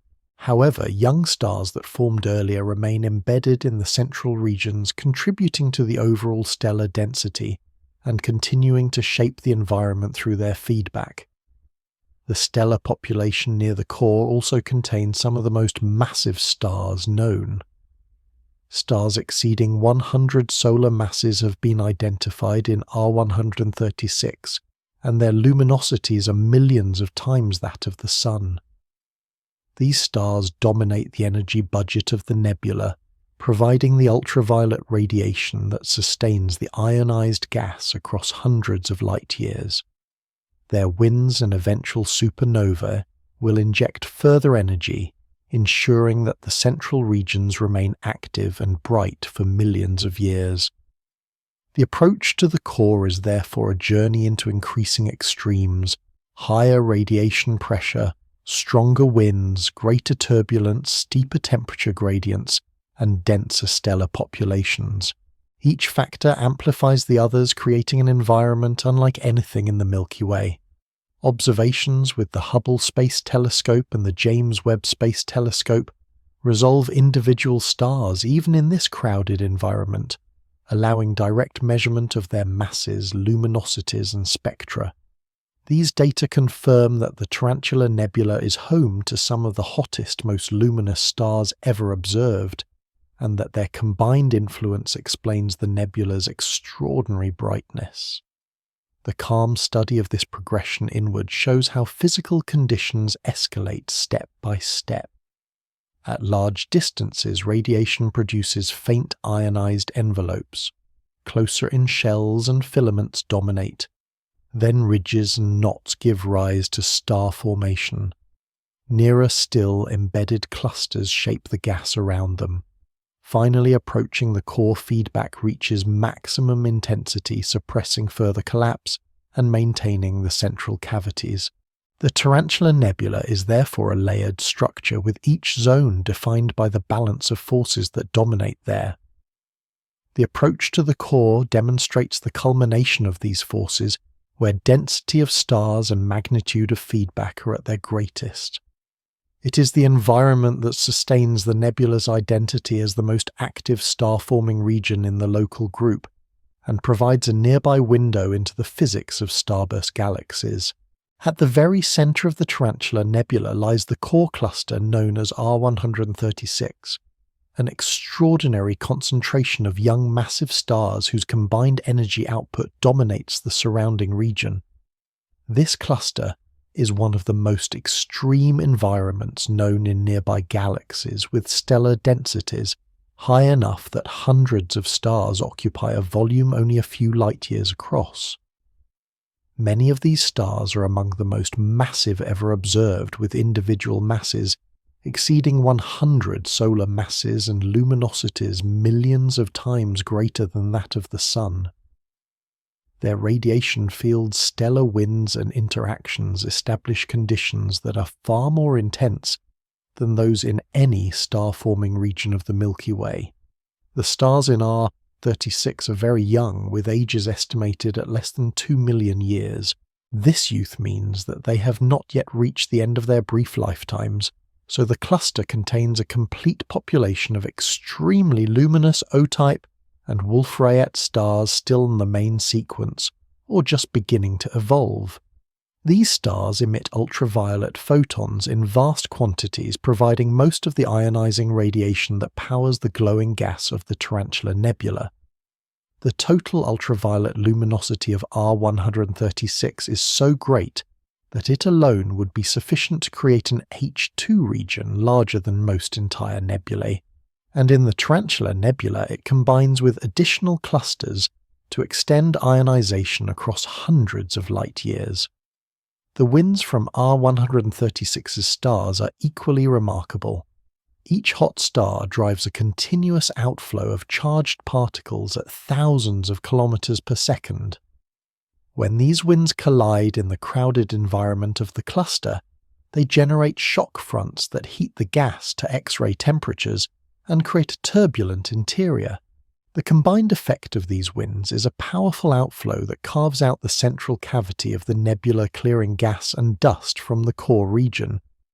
This outflow merges with winds from surrounding clusters, sustaining the large-scale superbubbles that define the nebula's inner structure. The stellar density of R136 also raises the possibility of direct interactions between stars. In such a crowded environment, close encounters and even mergers are plausible within the cluster's lifetime.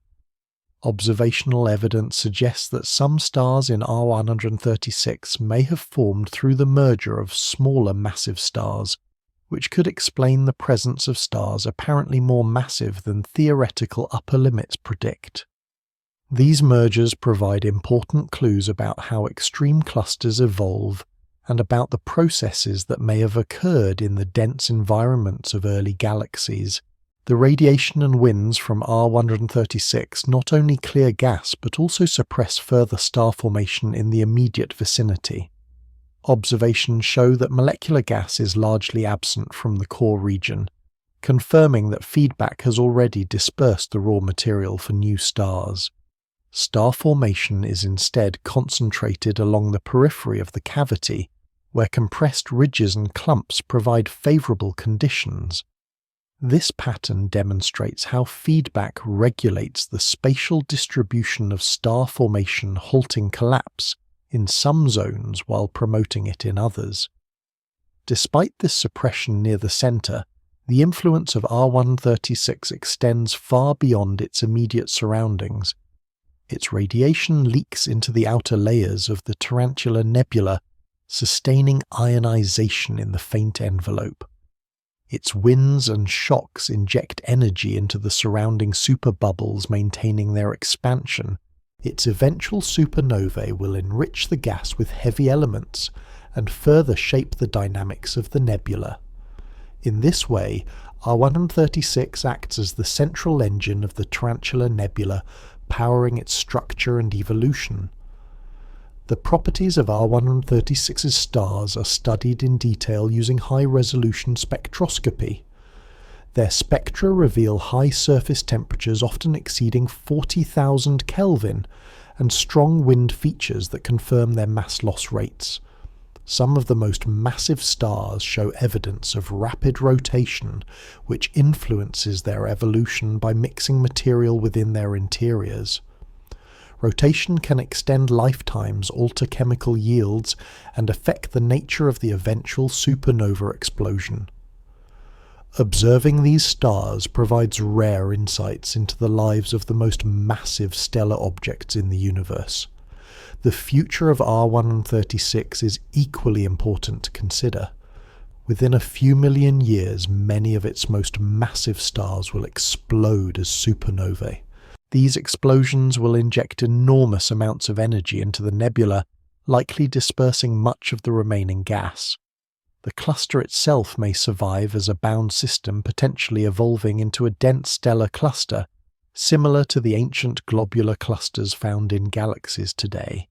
If so, R136 provides a snapshot of the early stages of a process that has shaped galaxies for billions of years. The cluster also influences our understanding of the upper limits of star formation. The presence of stars with masses well above 100 solar masses challenges models of how stars form and grow. It raises questions about whether such stars form directly from the collapse of massive cores, or whether they result from mergers in crowded environments. R136 is one of the few places where such questions can be studied observationally, and it continues to provide constraints on theories of stellar formation at the highest masses. The environment of R136 is not only scientifically important but also visually striking. Optical images reveal a dense core of bright blue stars surrounded by glowing gas sculpted into arcs and filaments. Infrared images show embedded sources nearby representing younger stars still forming along the cavity's edges. X-ray images highlight diffuse hot gas filling the central cavity, evidence of the energetic winds. Together, these multi-wavelength observations paint a picture of a cluster that dominates its environment across all scales. The calm observation of the R136 core reveals the culmination of the processes traced through the nebula. From outer envelopes to shells, ridges, knots, and embedded clusters, each stage leads inward to this central concentration. Here, feedback reaches its maximum with radiation winds and stellar density all at their peak. The result is an environment where the conditions for star formation are extreme, where gas is rapidly dispersed, and where the life cycles of massive stars play out on short timescales. R136 is therefore both the present heart of the Tarantula Nebula and a window into the behavior of starburst regions in the early universe. At the deepest level of the Tarantula Nebula, where the concentration of stars is highest and the environment is most extreme, astronomers confront both what is known and what remains uncertain. The dense stellar core dominated by R136 and surrounding clusters provides a rare view of feedback at its peak, but it also poses unanswered questions about the balance between collapse and dispersal, the limits of stellar masses, and the timescales of cluster assembly. These questions are studied through detailed observations and models, but consensus is still developing, reminding us that even in the most carefully examined regions, gaps in understanding remain. One major open question concerns the efficiency of star formation.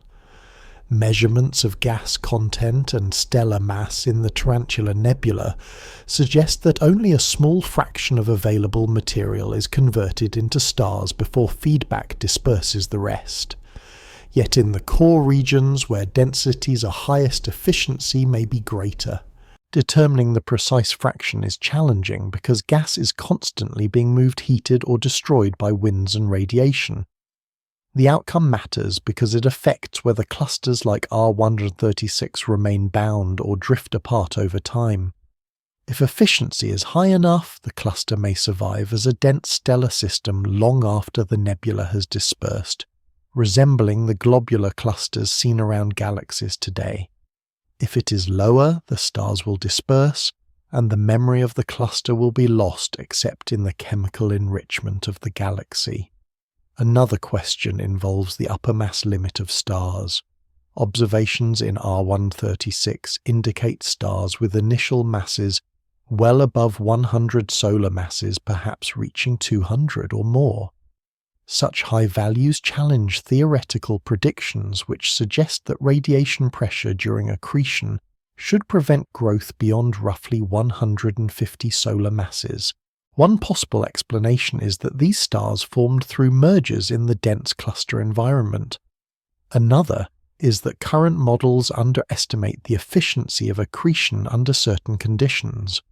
Whatever the cause, the Tarantula Nebula provides direct evidence that the universe can produce stars at masses close to the theoretical extremes, and it remains one of the best places to test these ideas. The timescale of cluster assembly is also uncertain. Did R136 form rapidly in a single burst of collapse, or did it grow over time as smaller subclusters merged? Observations show some age spreads within the stellar population, but interpreting these spreads is difficult. Mergers of subclusters could explain the current density and mass distribution, but so could extended star formation within a massive collapsing ridge. Resolving this question is essential for understanding how extreme clusters build up both locally and in the early universe. Feedback processes in the core also present unresolved issues. Radiation winds and supernova all contribute to dispersing gas, but their relative importance is debated. Radiation pressure is strongest close to stars, while winds dominate at intermediate distances, and supernovae provide the most dramatic inputs on longer timescales. Disentangling their roles requires careful comparison of models and observations. In the Tarantula Nebula, all three processes are active, making it difficult to isolate their individual contributions. Yet this complexity also makes the nebula invaluable for testing feedback theories under real conditions. Another uncertainty involves the escape of ionizing radiation. The Tarantula Nebula emits enormous numbers of ultraviolet photons, but how many of these escape into the Large Magellanic Cloud, rather than being absorbed locally, is not fully known. Estimates vary, and the answer has implications for understanding how galaxies in the early universe reionize their surroundings. If leakage is high, regions like the Tarantula Nebula may have been efficient contributors to cosmic reionization. If leakage is lower, other mechanisms must be invoked. Ongoing studies of the nebula's outer ionized envelope aim to refine these measurements. The eventual fate of the Tarantula Nebula is another subject of study.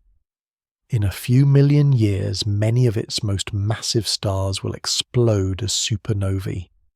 The cumulative effect of these explosions will likely disperse much of the remaining gas-halting star formation within the complex. The clusters left behind will continue to evolve, some remaining bound and others dispersing. Over tens of millions of years, the bright emission will fade, and the Tarantula Nebula will become an ordinary region of stars within the Large Magellanic Cloud. Observing it today captures a transient stage in galactic evolution, one that will not last but that has analogues in galaxies across the universe. Uncertainties also extend to the influence of environment. The Tarantula Nebula lies in the Large Magellanic Cloud, a galaxy with lower metallicity than the Milky Way. This difference affects cooling star formation and feedback, but the precise ways in which it alters outcomes remain topics of research. The possibility that lower metallicity favors the formation of more massive stars is one hypothesis, supported by observations of R136. Testing this idea requires comparing the Tarantula Nebula with other regions in galaxies of varying metallicity. The nebula thus serves as a benchmark for understanding how galactic environment shapes star formation. Despite these open questions, much is known with confidence. The Tarantula Nebula is the most luminous and active star-forming region in the local group.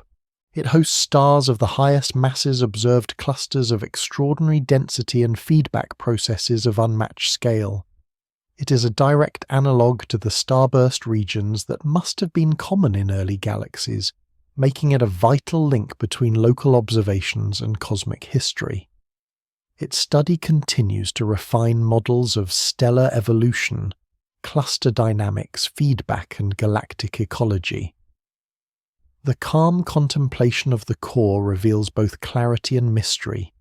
It shows with certainty the power of massive stars to reshape their surroundings, but it also demonstrates the limits of current understanding. Questions about efficiency, mass limits, assembly, feedback, balance, and radiation escape remain active areas of research. The Tarantula Nebula, by virtue of its scale and proximity, provides the best natural laboratory for pursuing answers. Step-by-step observation and theory converge, yet always leave space for further inquiry. The dense stellar core, with its brilliant stars and turbulent environment, is therefore both a conclusion to the inward journey and an invitation to continued study.